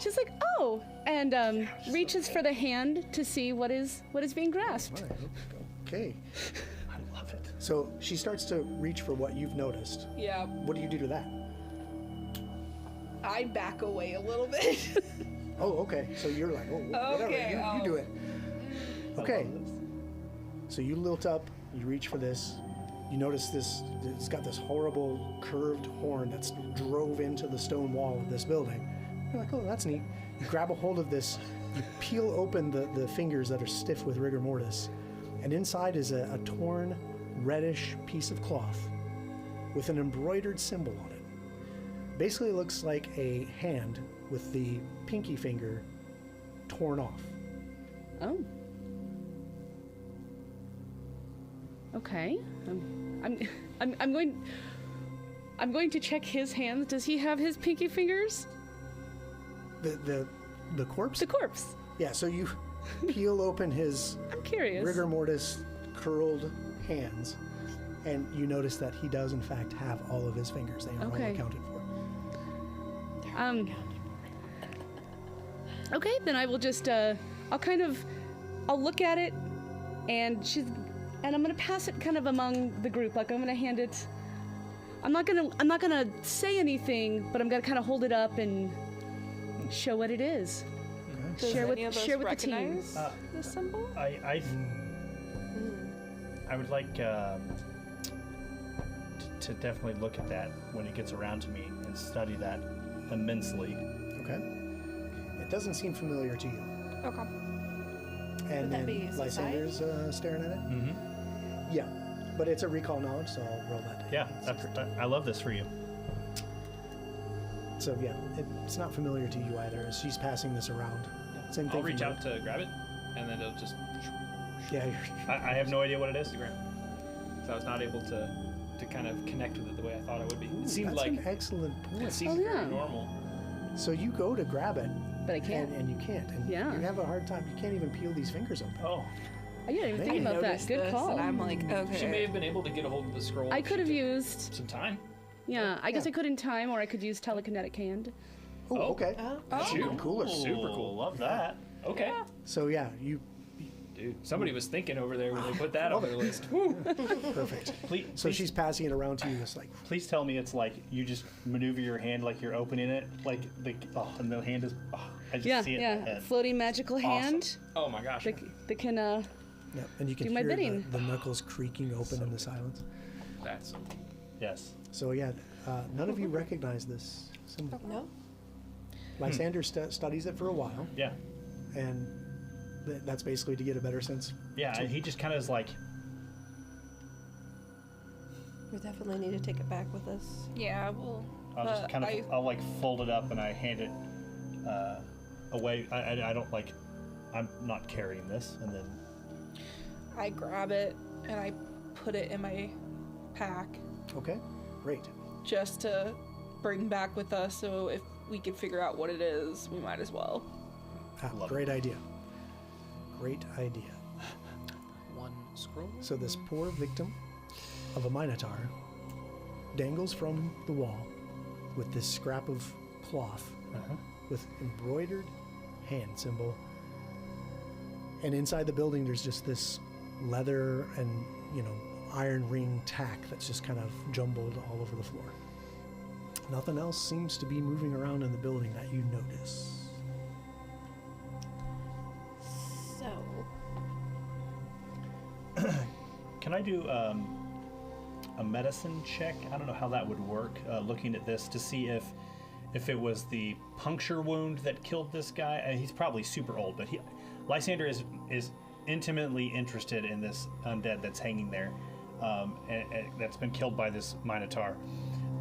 So he walks into the room, and I'd like to kind of examine him with my analytical brain to like look at the wound and see how like he's put together and see if he was like he's just gonna start studying him. So just a point of clarification, the body is on the outer wall, but if you do go inside, you do see the tip of the horn has actually come through the stone wall.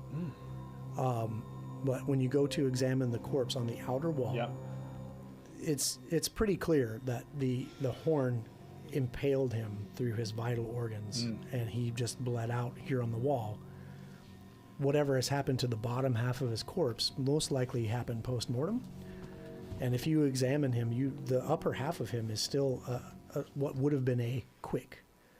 Okay, so for those of you at home, and maybe for those of you at the table, the quick are the living in Geb, right?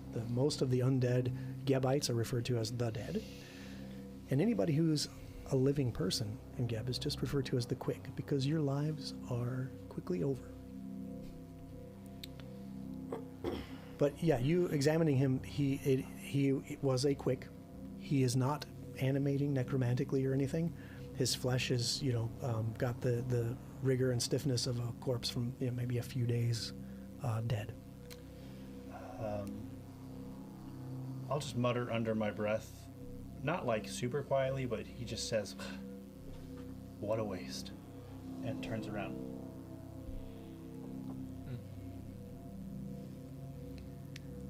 So I'm betting this is the guy. What, Braydick? I think so. Maybe he has the red hair. He was living. Yeah, he was supposed to tell us what to do or what had happened. Things must be much worse here than we thought. Yeah. He's been skewered by this strange horn. Did you say it was It's a minotaur. Yeah, sure. Kind of look around the wall to see where that horn came from, see if it's attached to anything still. The horn itself is just broken off and impaling the corpse in the wall. Gotcha. Yeah.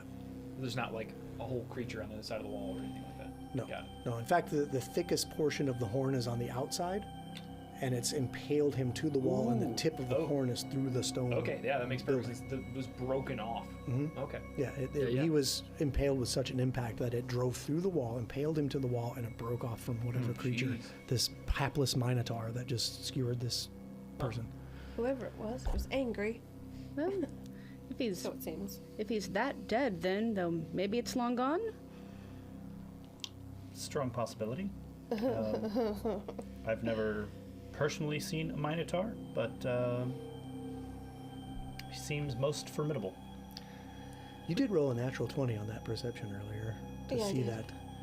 You noticed that bovine creature that was munching on corpses in the paddock over there had one long horn on the side of its head.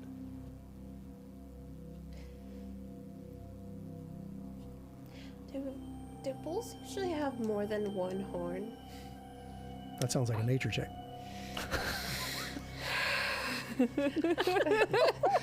DC 25.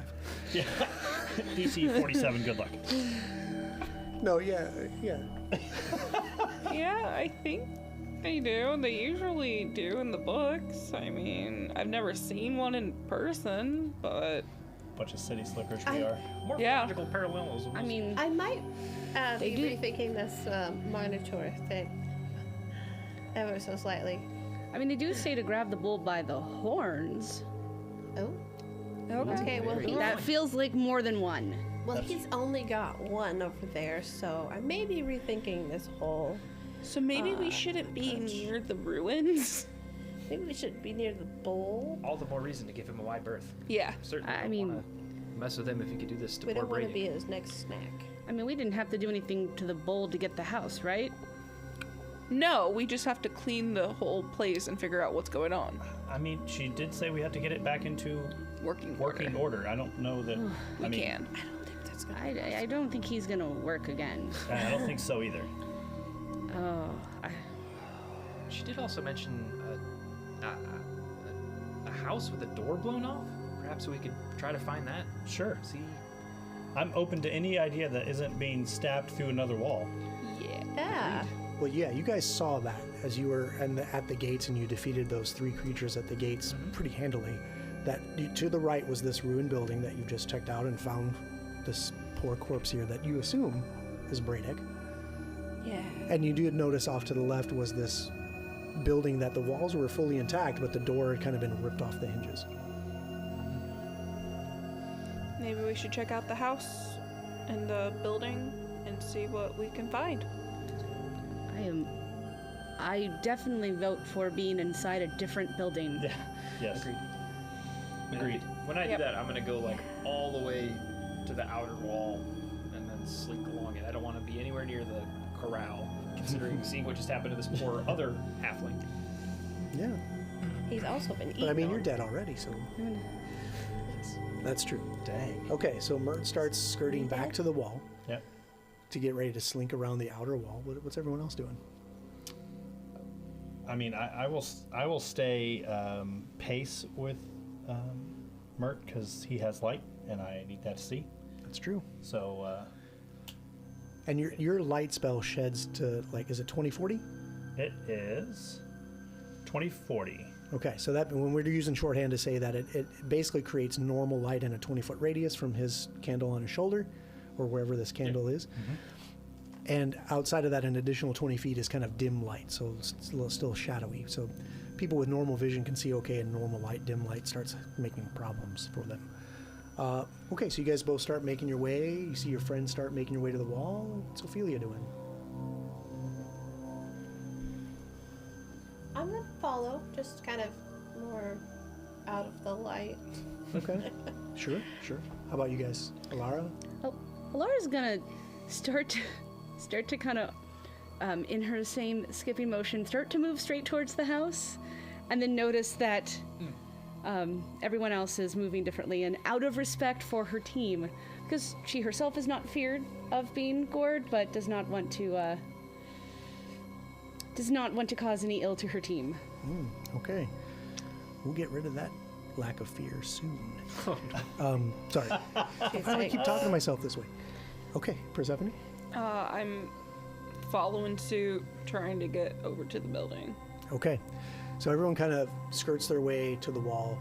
Alara has some second thoughts as she starts skipping away or lilting her way across the ground, and decides to follow closely with her friends. And this throng of people are now moving, following this patch of candlelight around the outer wall, and make their way around the edge.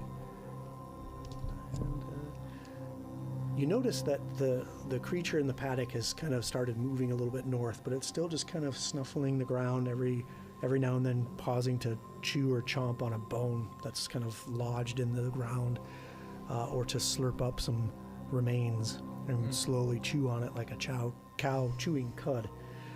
Brr, I gotta stop using these alliterations probably.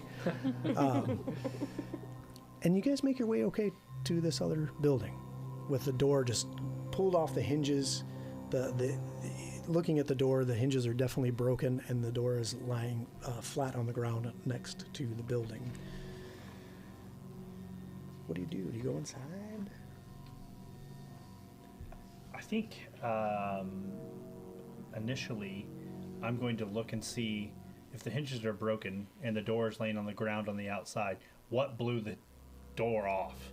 So I'm looking for damage on the outside of the door, or on the what would have been the inside of the door, or like right here on this outside area where there could potentially be, I don't know, anything, another horn perhaps. I'm certainly looking for deep horn marks in the door. Yeah.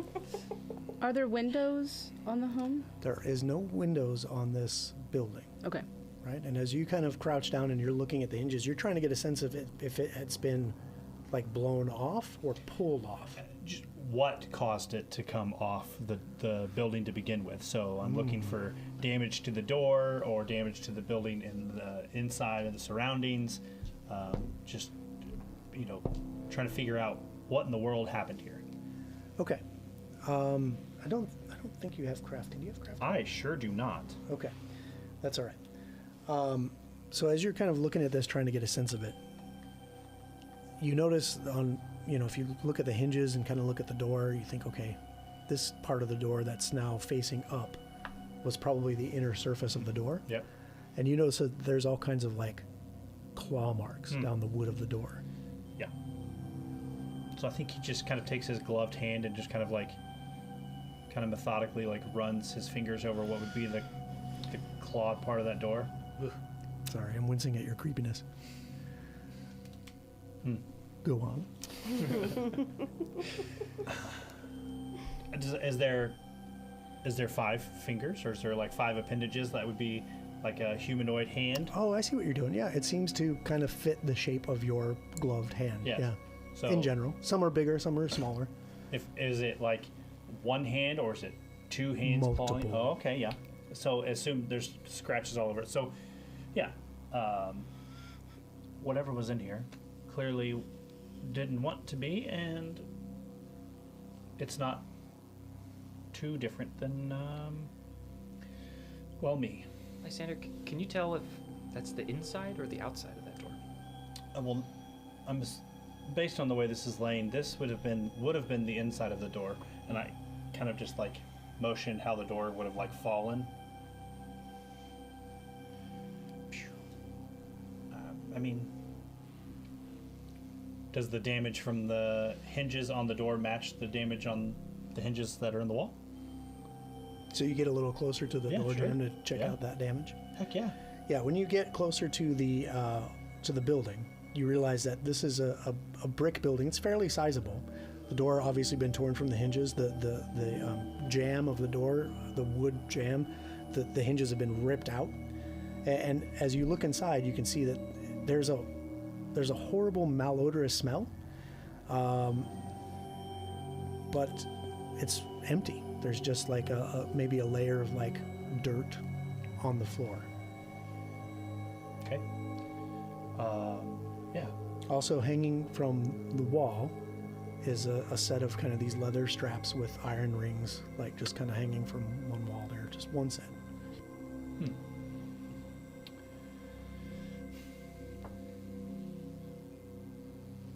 There's not really a whole lot in the building. It smells terrible.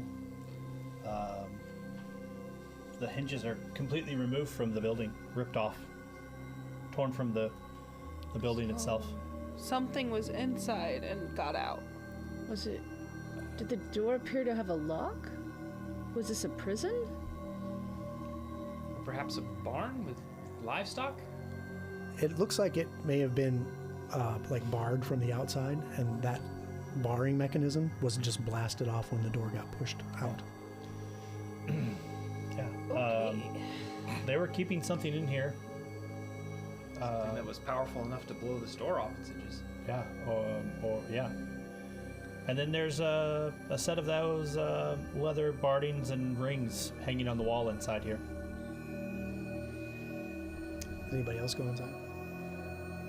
I'm going inside. I'm going inside. I'll step in to at least try to understand, is this like a dwelling? Like you said, a prison? Is it just like a stable? Right. What was kept in here? What in the heck? Yeah. There's a lot of leather straps and buckles here. Yeah, there's one set hanging on the wall, yep. Looks very similar to what you saw in the other building, but it's just one set kind of hanging undisturbed from the wall.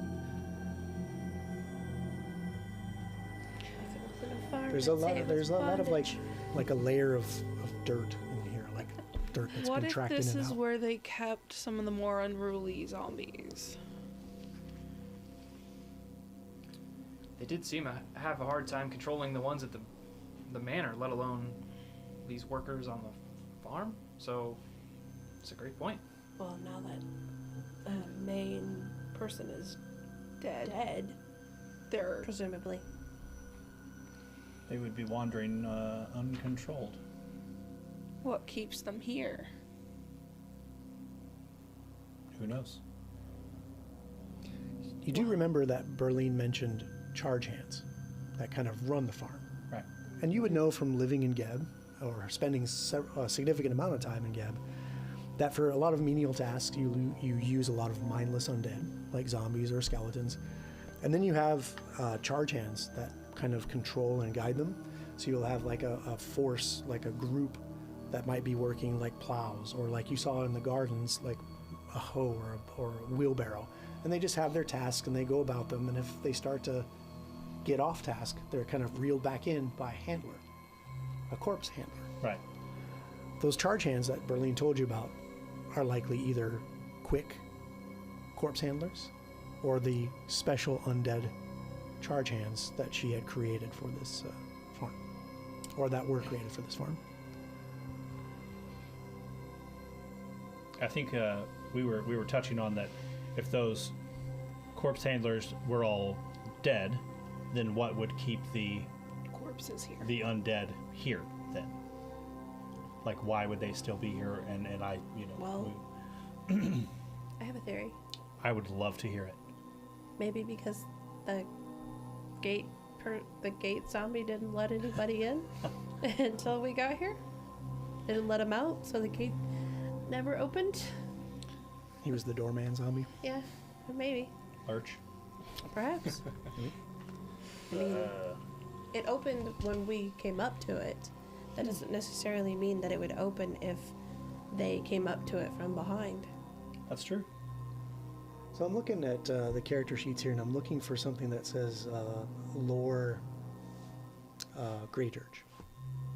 And I'm not seeing that anybody has that. I do see lore, Lysander has lore a city. Yes, so Does that mean Grey Dirge? it can. I've never been here, though. Oh, you've never been to Grey Never Dirge? been. Okay. Well, in that case, thank you. That would My not be- my city is. I'm from the same place that our good friend is from. Oh, Mekatar. That would Yes, be the indeed. capital of Geb. Yeah. Yes. It's a very large city, mostly undead. Yes. Almost completely undead. Okay.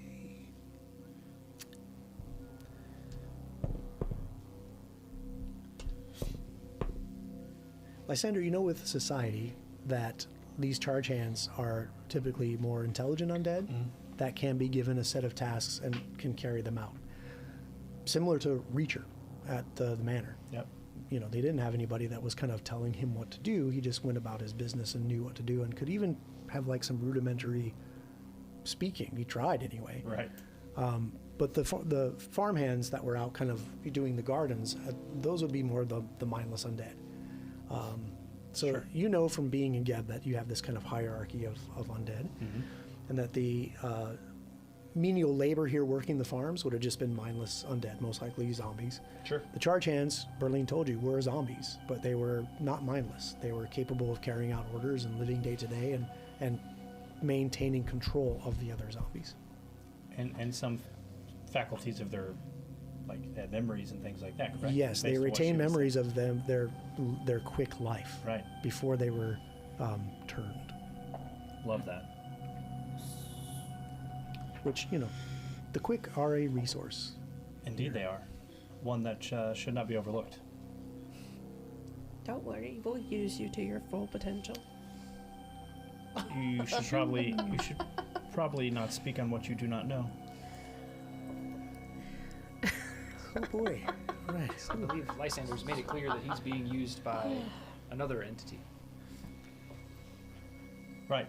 So at the audacity of Ophelia, Lysander just kind of like walks into the room with the dirt floor, and he's just kind of like, right. So there's nothing in here. We should move on. We should press forward, get through this farm, and get back for our reward. Well, we won't be able to get back before daylight. That is correct, but I suppose we could probably hold up in here once the sun rises if it's going to give you grief. We were Thank you. instructed to regain order, and Correct. I don't see how that's possible if everything's wild and gone. Yeah. Then maybe this is a quest we can't complete. Well, Perhaps. if I mean, we could either clean it up. If- or we could, yeah. if everything is dead, deceased or not functioning on the farm, then presumably she could send people to get the farm back up and going. I imagine that if old Muscuta is on the loose, she's probably not going to send many things to try to reinvigorate the farm just for fear to have him lose or her lose another horn in someone. I do know that you don't like the idea of performing menial tasks, Lysander, but you do remember that Berlin asked specifically you and your friends to restore order to the farm. Correct. Including carry out the repairs. Correct, but we can't do any of those things with crazy wild bull running around, or I mean, we could always just take out the bull. If it's too wild, we could say it was collateral damage. I think her understanding of us trying to restore order, she would understand that the bull didn't make it. So, That's fair. And at the very least, we need to figure out whatever thing that was kept in this building, where it is, Very and true. either end it or get it back in this building. And I don't think getting it back in this building would be very easy. I agree. So basically, anything and everything that is moving in this farm, aside from ourselves, needs to be ended because we can't control undead yeah. Well, and if that ourselves. And if everything is dead, it'll just be our story. We can tell her whatever we'd like. I'm beginning to like this one. Well, we did our best. The history is written by the victors. Aha. Yes, it is. So, where Right. should we go next?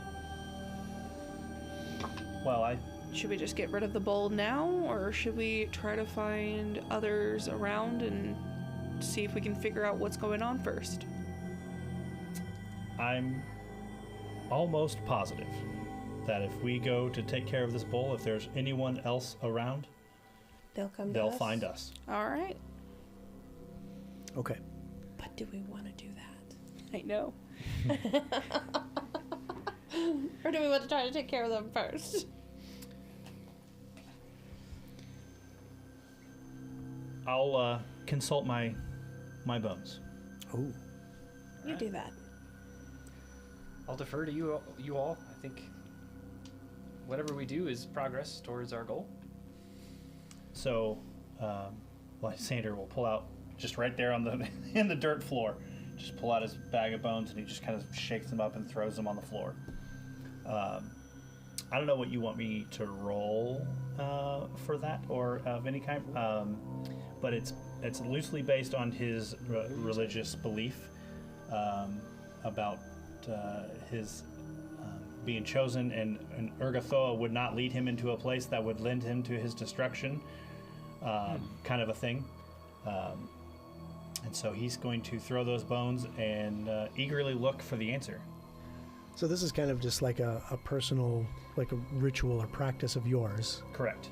in communing with Urgathoa and what you feel is her guidance. Correct. So that sounds like religious stuff. It does indeed. So give me a religion roll.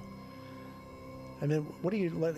Is this like a wheel or woe kind of thing, or explain to me like what your So it's more like a yes or no, like it's kind of, he throws the, are we going to go take care of the bull? And he's like, hold on, I'll find out. And then he just kind of takes the bones and throws them down, okay. and then kind of a willy-nilly yes or no. Is that your magic 8 bones? 100% magic 8 bones. Here we go. And you know how many times that's going to become very useful in this campaign? I'm going to use my magic 8 bones. Here we go. I'm calling Please it that. try again. I'm calling that now forever. Sorry. Yeah, Sorry, all I did that to us. all circuits are busy now. I rolled an 18 on the die, and my religion is a +3. I see that. So you roll the bones and you get a sense of, well, I am after all chosen. And the Pallid Princess would never guide me and lead me astray. So I know that I'm up to this task. Bingo. My friends, my compatriots, my erstwhile colleagues, who knows? But Lysander most definitely is. Yeah. So he rapidly scoops the bones up, and you see this rancid green smoke kind of rising out of his eyes, and he kind of, and he says, yeah, I say we go take down the cow. Let's go. Well, are we going to go for brute strength, or is there some sort of plan we could concoct? Oh, I don't perceive to any looks right at Mort. I think his wheelhouse is the brute strength side of things. I think we would probably be more suited for an intellectual battle or a strategic one. That What do I you think mean? you're speaking my language. What do you mean brute strength? I just keep track of the notes. You do a great job. Oh, thank you. Yeah, you're doing great, Mert. He's like, just check this out. Look, I don't even understand what's happening here. So Lysander is taking the bones and he's scooping them back up and he's putting them back in the pouch and putting the pouch back on his hip. And he looks over at Ophelia and he says, so what do you say? How do we How do we take down an undead cow?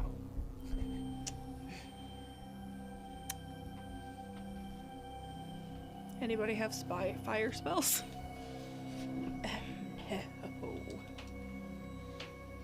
Then brute force.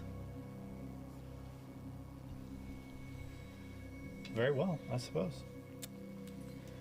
I can attempt to hold him in place. It won't last forever, but I can attempt to keep him from being able to move.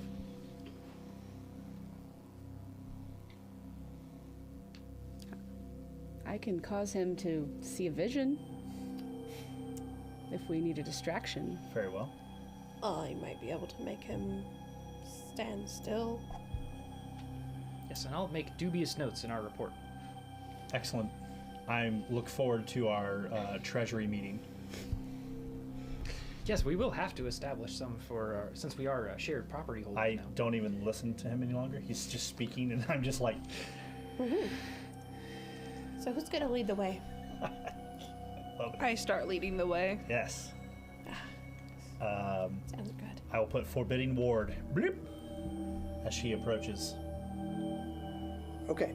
This is gonna be fun. So I you love start I will. approaching the corral, and as you approach, you see this large bull-like creature with one horn, munching at bones, and awful lurch its head up.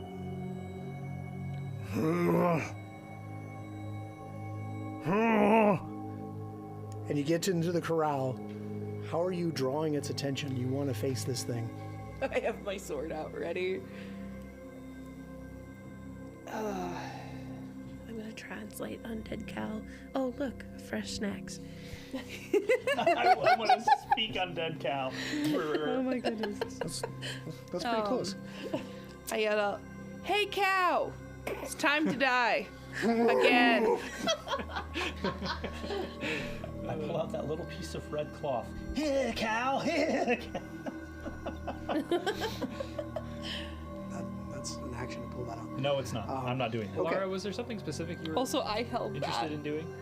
Yeah, I've got Courageous Anthem. Ooh, Uh-oh. I love that. So you start walking out of the building behind Persephone, and you start... From a reasonable distance. Yeah. Okay, we'll keep you off the map for now. Yeah, but I can it's 60 feet. I just have to be within 60 feet, Okay, you are.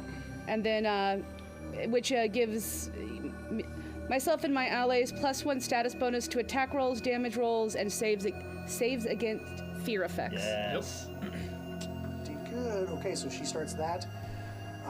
It sounds like we're starting to get into like nitty-gritty action Yeah. stuff. So that sounds like Initiative, we better baby. roll initiative. Yes, So sir. I'm gonna put Mert on the board because I'm guessing he's kind of along for the ride. Yep. Just calmly walking up. It's okay. Lysander and Ophelia and Alara will keep you off for now until you get approach closer Love it. to what's going on. Whoo boy, here we go. Here we go. All right, so again, when we roll initiative, it's D20 plus your perception, because I don't think anybody was doing anything else really. I don't know, Alara was doing a performance, right? So maybe I'll let you do a perform check for your initiative. Okay. Yeah, why don't you go ahead and give me that? Okay. Then that'll be a 7. Okay. Is that better or worse than... That's better. That's somehow better. Ooh, boy. Okay. Okay. Mert.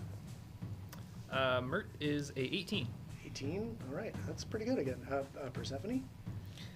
12. 12. Okay. Ophelia. 14. Lysander. I have a 20. Oh. Ooh. Okay. Changing And things up here. old Moscuda, who's seen you approaching his paddock, was not too pleased. However, okay. Let's put this stuff in order. And we'll get down to business. Let's see, that's a 14. That's a 12.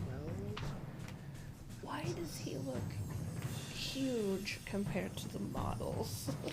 Because he is. He's had a lot to eat. He's a big bull. Yeah, apparently. All right, so our second combat of the night. You guys ready for this? Yeah. Not really. Okay, Let's go. I hope so because I've got like Yeah. Okay, Lysander, you're up first. Great. I'm going to approach into the, I guess, pin, but I will not go in front of these two. Gotcha. So I'll just come up to where they are. All right. Yep. I will put guidance on Persephone, Okay. and I will cast shield on myself. All right.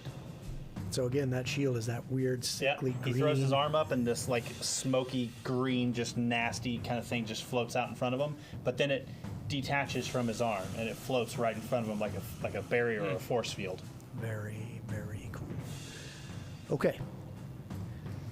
This bull, snorting, stamping its feet in the gore it was chewing on,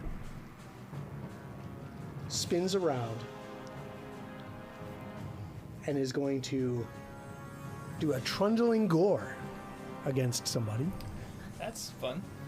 It's gonna lose another horn, Right? or have jewelry. Who knows?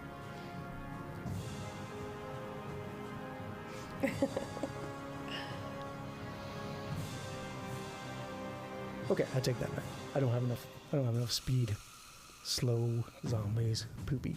Okay, I love that for so us. it still just kind of lumbers forward and it's lowering its head. It looks like it's gearing up to charge.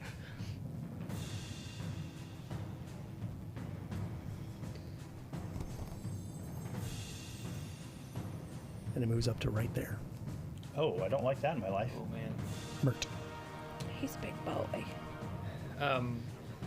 Mert's form, seeing the bull come up ready to charge, begins to become more erratic, and you hear those screams and voices again, and that great sword appears in his hand again, and his form is actually even more chaotic than last time. Perhaps it was that zombie that swept at him in the first combat, but he doesn't look as stable as he was. Like it's like shifting in and out basically. And he'll move up and charge the bull with a sudden charge. Oh boy. Haha, the bull's getting We'll charged. give her a roll. How about, oh, do we have the anthem? Yep, don't forget your bard. All right, then we have 16. Whatever that is. A 16. Oh. Is a hit. Oh! Thank goodness. Yes! Oh, 11 on the die. Oh, that's About 18 points of slashing damage. 18 points of slashing damage. As your Oh, blade my. digs into the neck of this creature, you realize that maybe it's the thick hide. Maybe it's, I don't know, something. Maybe Berlin did say she made this one herself. But your sword doesn't bite in as strong as you think it does. Interesting. So you said 18? Yep. Okay. You said 18? It's really 2. Thanks. Well, it's really less than 18, but I won't tell you how much. That's no fun. Okay, so that was 2 actions. Yep. Seeing that take place then, that my sword maybe just skitters, it doesn't really get as much purchase into the thick hide of this bull, I'll take my blade back and then just plunge it straight forward with a piercing attack. Greatsword is a versatile weapon. It is. So Yeah. I'll try. With my penalty. Yep, don't forget map. I will not. Multi-attack penalty. 17 on the die. Uh-oh. Yeah. Minus 20, Yep, 20 for the map? 20 total. Yeah, right. 20 is the attack. 20 is the attack. Yep. 20 is a hit. Yeah. Mert. Rolling hot. Roll MVP. real hot. How about 16 points of piercing damage? 16 points of piercing damage. Again, it doesn't seem to give you the purchase you want. Hate that for us. Interesting. I think maybe my third action, seeing it lower its head. That should be your third action because sudden Oh, charge sudden is charge too. Thank you so much. Yep. Sorry, I gotta keep you honest. No. I Rules and appreciate all. Ophelia. I'm gonna move up beside Lysander, Okay. Jump on the map here. the other side. This side. Yes. Okay. And I will be casting Ink Shot at the bull. I'm sorry. Ooh. Ink Shot. Ink shot. Yep. Interesting. Okay. You may fire when ready. You wait. That's a 20 total. 20 to hit will hit the creature. So then 30 feet. Ooh, okay. He's going to take 8 points of poison damage. Okay. And it blasts the target's eyes, making them dazzled for 1 round as the stinging ink blurs and distorts the creature's vision. Okay. So that blot of ink shoots out of your fingertips and splatters into the face of this bull and Yes. does absolutely nothing. What? What kind of damage did you just do? Poison. Poison. Okay. Damn. So that's 3 actions, right? Because you moved up? Yes. Okay. Persephone Grace. Alright. I'm gonna use 1 action to move up towards the bull. Okay. And then I'm going to try to hit it. All right. That is a 15. A 15 is a hit. Oh, wow. So it's a D8 plus 4. So 8 damage Okay. of slashing. Great. So again, you bring that blade across. Is this a longsword? It's a bastard sword. A bastard sword. Even better. Okay. So it doesn't do quite as much as what you thought it did. Seems like the blade's just not biting into this flesh. When you guys are both now up there close on this beast and it's kind of, fighting you toe to toe, you notice that something very strange.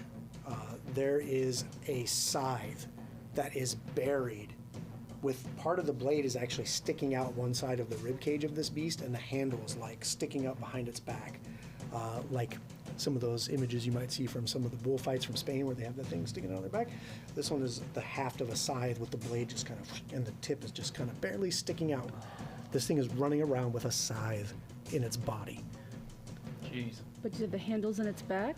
The handle is like sticking up out of its back, Okay. and the blade is just buried through its torso. Okay. Okay.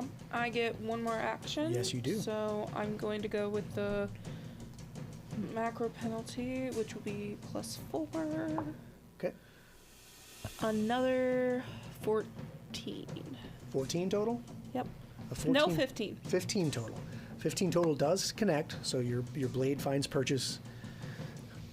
Doesn't cut deeply into the flesh, but how much damage do you do? So 8 plus 4, so it is 12. Okay, great. Max damage. That's awesome. Love it. Love it. So, yeah, you guys are tearing into the ragged flesh of this obviously undead cow. There's no blood coming out, just this thick black ichor that's just kind of pooling on the ground, splattering into the dirt, mixing in with the offal that's already trampled into the dirt here. Alara. Ooh. Let's see. Alara's looking at the situation knowing this isn't good. No? Let's see. Trying to find a good. I don't have anything like lovely to really. Who's in? You know what? I can cast. Who's most toe to toe? I mean, I know you're very close. Is it Persephone that's? So they're both Persephone and Okay. Mert is up Okay. there. Then I'm going to cast Bless on Persephone. Oh, okay, great. What does that do for her? It's another +1 status bonus to attack rolls. And then once per on subsequent turns, I can sustain the spell to increase the radius by 10 feet, but we're already in radius. Right. Okay. So does that mean I get plus 2 to my attack rolls? Added on with my attack? That's a great question. And usually, if bonuses are being applied, if they're of the same type, they don't stack. Okay. So this bless is giving a status bonus. What sort of bonus does your song provide? You mean the one from before? Yeah. Okay, The performance. let me look. Just Anthem. It's also status. Okay, so unfortunately they don't stack. So Okay, if you got it. want to do something different with that, I'll let you, because we're all learning this, so we'll allow you to kind of rewind and do it again. Okay. Let me see. I'm out of because that's my last spell. And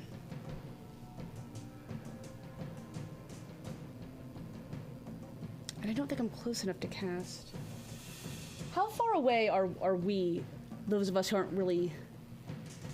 I guess I can move up to 15 feet. Okay, we'll kind of put you out here. Okay. So I'm gonna move up, and then I'm gonna do haunting him, Ooh, okay. which does 1d8 sonic damage, with a basic fortitude save. All right, great. Yeah. Let's see here what kind of effects those are to see if this guy. Okay, so I need to make a basic fortitude save. Correct. So basically, if I make this, nothing happens. Right. If I make this, I take half damage. Okay. If I fail, I'll take the full effect of this spell. Okay. Okay, so here we go. Fortitude save. 13. Does a 13 meet or exceed your spell DC? It exceeds. Okay. Right. It's a one. Right. So I've got your spell DC as 16. Oh, So I actually I fail. don't see that. Okay. Yeah, so if you go to your spell page and at the very top you Oh, have the okay. DC, that's your spell DC. And I'm seeing it as a Oh, 16. I see it. Okay. Yep. Sorry, totally missed that. Okay, no worries. That's we're learning. This is session 1, right? We're all going to figure this out, especially you weirdo ghosts, right? We're going to have a lot of fun with the rules Straight there. up, absolutely. Okay, but you do connect. Perfect. And I fail a save, so I will take Okay. full damage from this. Let's see. Then we have Maybe. 1. Okay, 1. So it blasts into it, and it basically kind of splatters against it and does nothing. But however, I believe if you resist damage, you still take at minimum 1. You can't resist to 0. Okay. So I will take your 1 damage, I see your 1 damage. and I will raise you round 2. It is Lysander's turn. Yeah, so Lysander will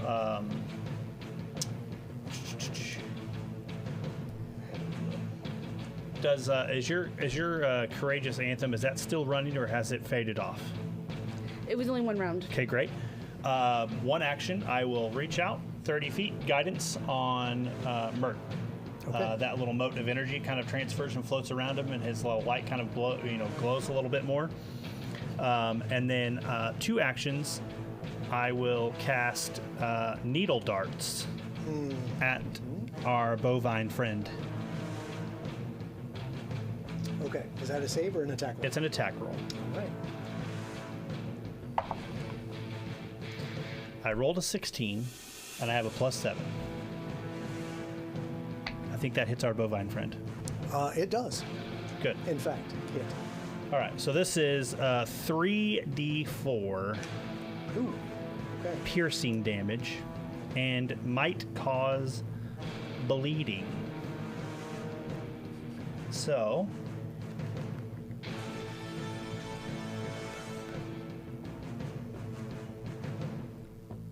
all right, here we go. You take full damage. So that's 2. That's 5. That's 9 damage total as he reaches over and on his robe or his garb, he has a metal ring and he rips the ring off and smashes it in his hand and goes, "Skut!" And then just like this shrapnel of metal shoots out of his hands and just into the front of our undead bovine friend. Great. And how much damage did that do? 9.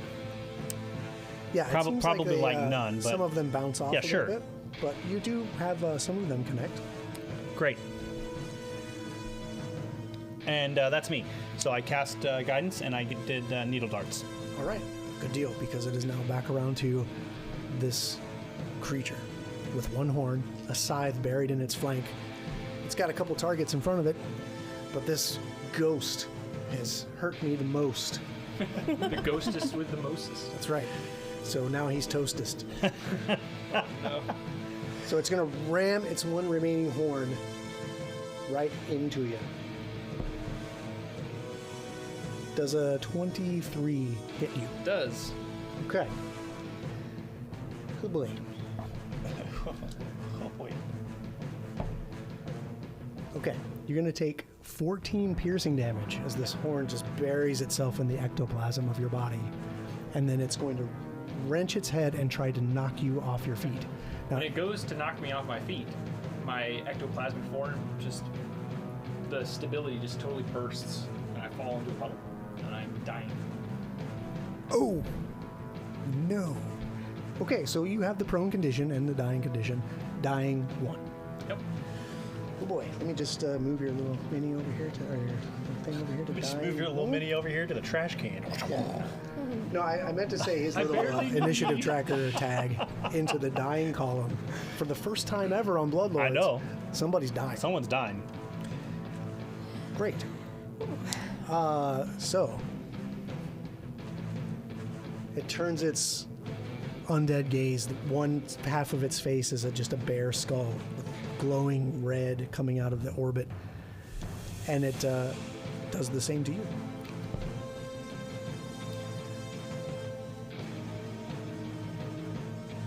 Does an 8 hit you?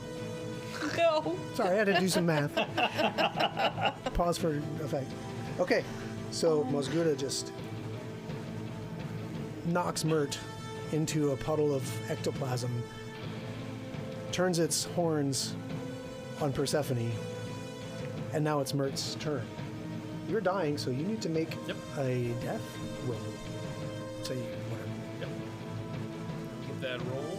You just have to go over here remind to me, my- it's a flat check, right? There's no mod that goes to it. Let's see. Attempt a recovery check at the start of your turn. Oh, and actually, it's not your turn because you move an initiative to before the creature that knocked you to die.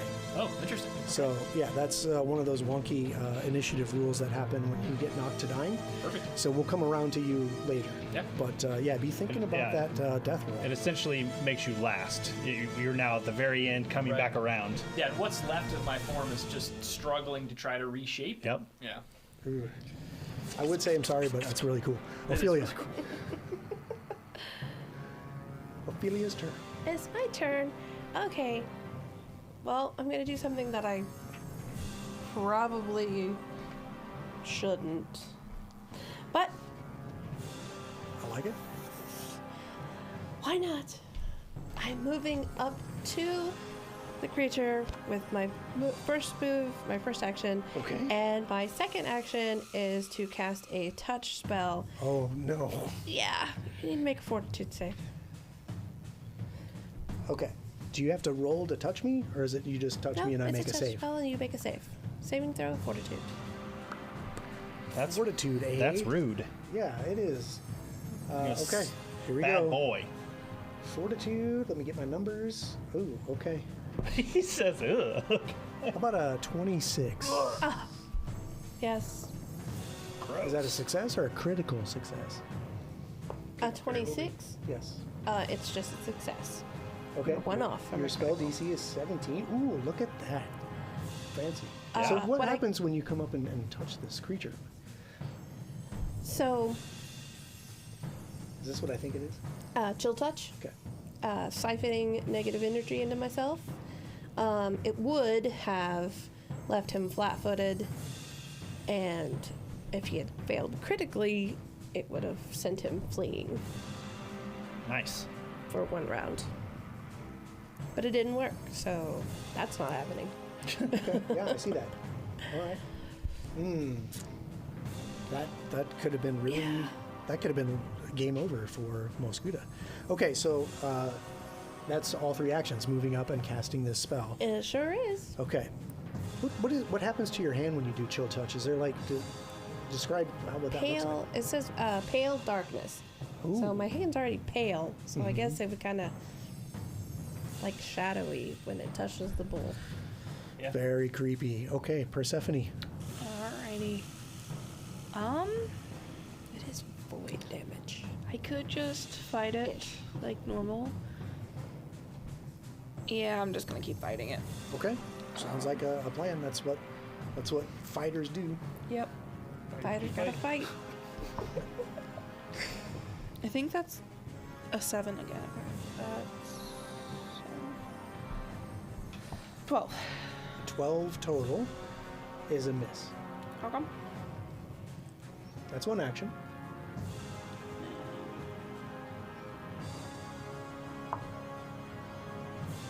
$10. No, wait. Yeah, 10. Okay. Unfortunately, that doesn't strike true either. Your blade's just kind of bouncing off the Let's try rough hide. And my last turn. Okay, so map is 10 now. -10. Yeah. Yeah. I have a -1 to my hit. Okay. Come on, dice. Again, it is a 6. So, nope. It Okay. is a 5.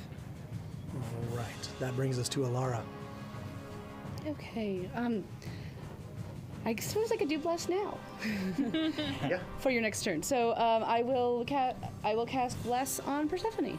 Okay. Ooh, okay. Sweet. So now you have that +1 status to all those things. That brings us to top of round 3, Lysander. I'm going to use a feat of mine called Nudge the Scales. Oh, boy. Within 30 feet is my reach.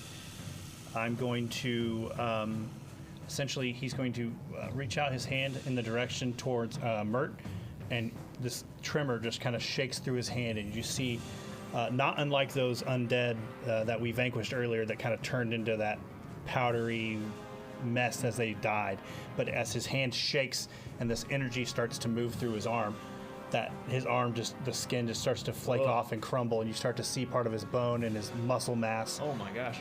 And I will heal you for, so that's 2. I will heal you for 4. Just energy shoots from his hand and pulses into your body, and you'll heal for 4. Okay. Wow. So That's one. moves the dying condition. Yes, that's one action. But adds the wounded. Sure does. That's correct. Sure yes. does. And then for 2 actions, I will actually put Forbidding Ward on him. Okay. So Okay, so you have all the benefits of Forbidding Word, which remind me again what that is. +1 to his AC and saves. Could come in handy because it's Mert's turn now. Because you moved in the initiative order with the dying condition, Right. you now no longer have the dying condition. You have 4 hit points. Yep. And you are still technically prone. As Right. prone as a ghost can be, I suppose. Yes. So, yeah, now that I'm wounded but back alive because of that dark energy that you sent my way, what looks like a Mert puddle is going to reform back into my normal ghostly shape, and I will stand up as my first action. Okay.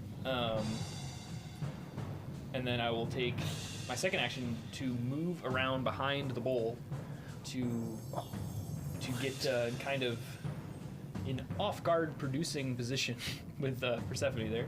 I get what you're putting down. Okay. And then I'll take kind of a big sweep as I'm running around behind it. But also Okay. to get away from that horn because it absolutely obliterated me last time I took hit from it. So I'll give it a swing. Fair enough. That's cocked. That is... You know what? It's a 4 on the die.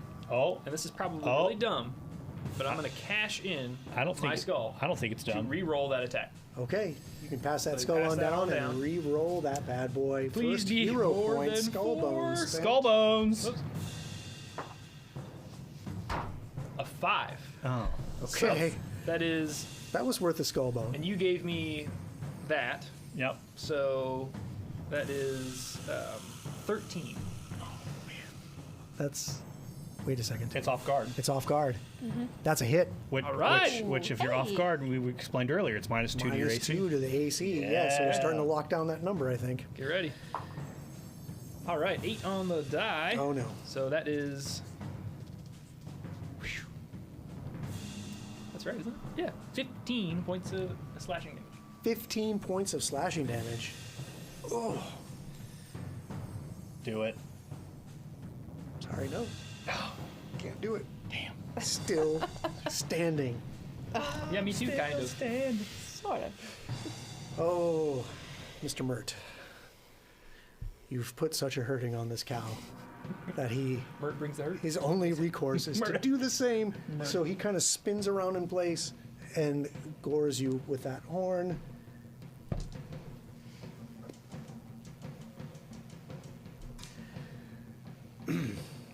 Does a 29 hit? Yes, and I would like to point out that is a crit, It is a crit. which, yeah, we know what happens next, but Okay, so you're already wounded 1. correct. So if you go 0, you're just going to go to dying 1 plus 1. Right, Right. But if I do enough damage that's double your maximum hit points, right. Yep, Mert's no more. yep. I would have helped Mert out. Reroll that. You're going to force me to re-roll the crit? Yes. Can you do that when it's not your turn? Hero Can- point. Can you use hero points when it's not your turn? Okay, didn't you yeah. say that we could get you to re-roll a roll if we? You can make me re-roll a roll, but does it have to happen on your turn? I guess it doesn't, because it could happen on my turn, right? Right. And it is technically my turn, so how could it ever be your turn to make me re-roll? Right. I'll take it. Oh, skull bones. Skull bones. I got you, buddy. Thanks, appreciate it. Okay, Hopefully he so doesn't. you still roll have 4 better. hit points. Does a 16 hit you? That is a miss. Yes. Okay, no more skull bones. Hey, that's not true. We got a whole table of them over here. Yeah. That's I mean, forever. Forever. Okay. Hey, you said I could make you reroll. Yeah. I did, and great job. That is what they're for. That's right? awesome. I Yeah. think you just saved his life. 100%. That's kind of or the his point. unlife, whatever. My second life. So, being that you did that to me, I'm going to attack again. Okay, Here we go. it's map. So it's only a 21 to hit you. It does hit. It's not a crit, but man, it's going to hurt. Yeah, he only has 4 hit points. Take 17 points of damage, Okay. which be Yeah. glad it's second edition. Right. No That kidding. will drop you back down to dying, but you now go to dying 2. Correct. You're going to stay in the order that you are because that's Yep. the same Same position you were, Position. and it's Ophelia's turn. Okay. Does this creature have internal organs? I mean, it does, but they're rotting and not alive. So that's not gonna work.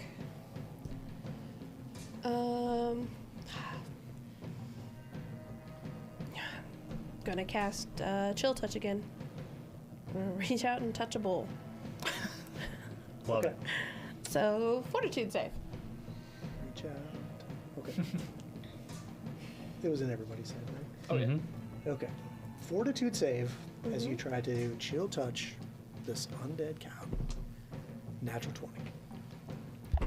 Hey, at least it didn't happen on Mert's reroll. Yeah, no kidding. That's true. I got that out of the way. Okay, so that was 2 actions. Uh huh. Okay, so you're gonna give up your third, or are you gonna skedaddle? Yeah, I'm gonna As they say on the tactically farm. withdraw. Okay, so you're gonna just move away. Yes. Okay. Does this have reactive strike? It doesn't seem to respond to you moving away. I forgot about reactive strike. Persephone Grace. Okay. All right.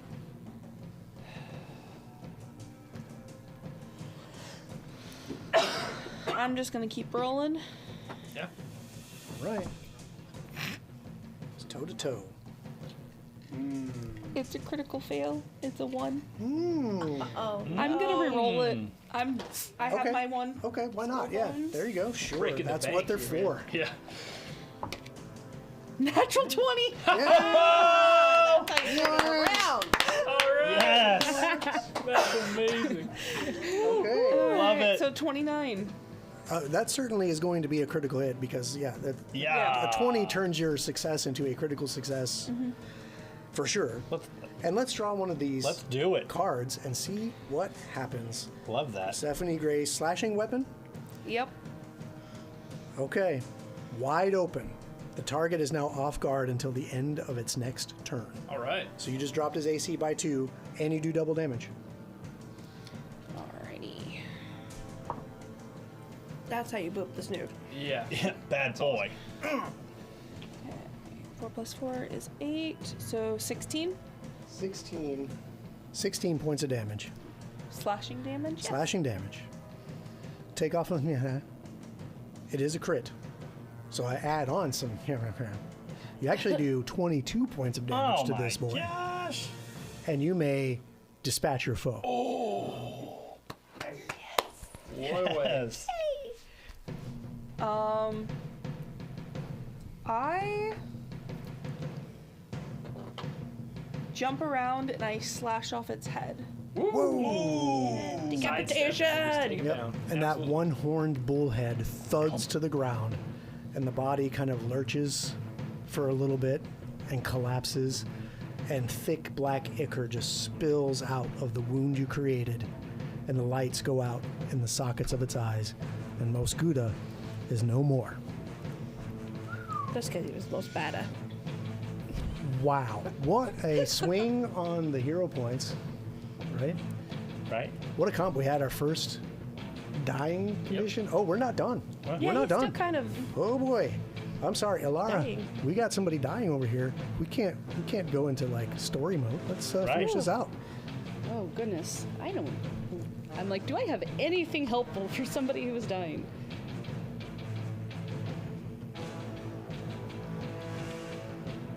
I don't believe that I do. Tune in next week for my new character. Yeah, no, I'm. Now. Yeah, because I don't have anything of any healing.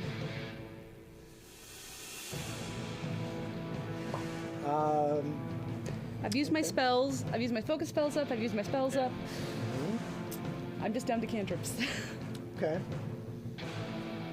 If you want to just kind of delay and just wait to see what other people do, you can do that. Okay. So I'll put you into delay mode. What'll happen is if you get her back around to your turn, you basically can now take your turn. You jump into the initiative when Gotcha. you want to. Okay. But anything that's kind of ticking still would happen. Okay. Nothing's ticking right now except for Mert's life essence. That's it. Okay, so it's round 4. Lysander.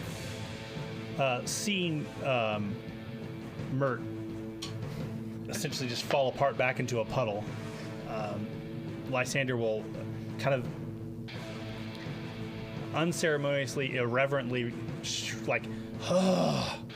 and like roll his eyes, and he walks up and he pulls the glove that's on his hand off, and you see just like this bone hand, and he reaches out in that same kind of motion, and his arm shakes, and you see it like his upper body is shaking as he does the same thing. He will do nudge the scales again, essentially warping his body, and he becomes very thin and frail as he keeps shaking, and he'll give you 4 hit points to get you up off the ground. Excellent.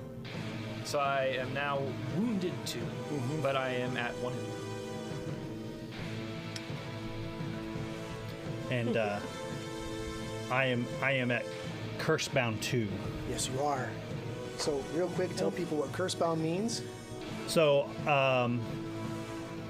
the class that I am playing has a curse associated with it, which gives me an immeasurable power, but also has a huge negative drawback to it.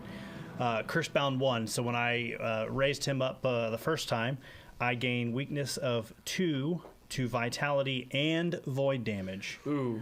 And I can be hurt by both vitality and void, even if I were otherly immune to one Sure. or the other. At Cursebound 2, I take a -1 status penalty to all fort saves. Oh boy. So as he uses that ability, his body just kind of turns frail, and he gets kind of like all of his muscle mass just kind of shrinks in, and he just kind of, and you just see him kind of pouring life out of himself to raise Mert from the ground. So my ectoplasmic form slowly coalesces back to the shape of a small halfling. the sword's not there, just his normal meek form. And I'll look up at Lysander and say, "Oh, thank you." Yeah. I would offer you a hand. And you just see this frail, hand, reach out towards you to help lift you up. But he would say, "But you would rip it off." And he just pulls it back in and puts the glove back on his hand. Now the glove is much too large for the size of his hand and his arm. Ugh. Yeah, I wouldn't even be able to grab your hand if I wanted to. But seeing that, what that did to you to save me, is just sickening. What is you must be the chosen of Urgathoa, whatever that was. As you're laying there on the ground, you see that same undead flesh dust just falling from under the mask, coming out from underneath of the cloak that he wears. And as you gather yourself back up off the ground and Literally. give your thanks to Lysander for once again saving you from doom, we'll find out what happens at the farm next time. Oh. Okay. Thanks, everybody. See you next Monday, 6:30 Eastern. Don't forget to like, follow, subscribe. Check out the Patreon. There's 4 really cool tiers there with lots of cool physical prizes and rewards that you can get on the tiers. Until then. Tomorrow night. All right, tomorrow night, Soul Severed campaign. Tune in at 6 o'clock Eastern, this same channel. And then Wednesday, I'll be on Barnabas Brushes. Check it out. It's in the links. Absolutely. And Thursday, Overwatch. You hanging out with us Thursday? Probably. Strong Great. possibility. Turn into Overwatch's stream. Hopefully you're farming again. Anyway, thanks everybody. We Get were a just cow. farming. That's right. Yeah. Well. Yeah. Farming XP. Hey, it's been great. Anyway, thanks everybody. Yep. Hope you had a great time. Session 1's down. Boom. Session 2 coming. Let's Have go. a great night, Make everyone. it past 11 pages. I don't even know what page we're on. Don't matter. We're having fun.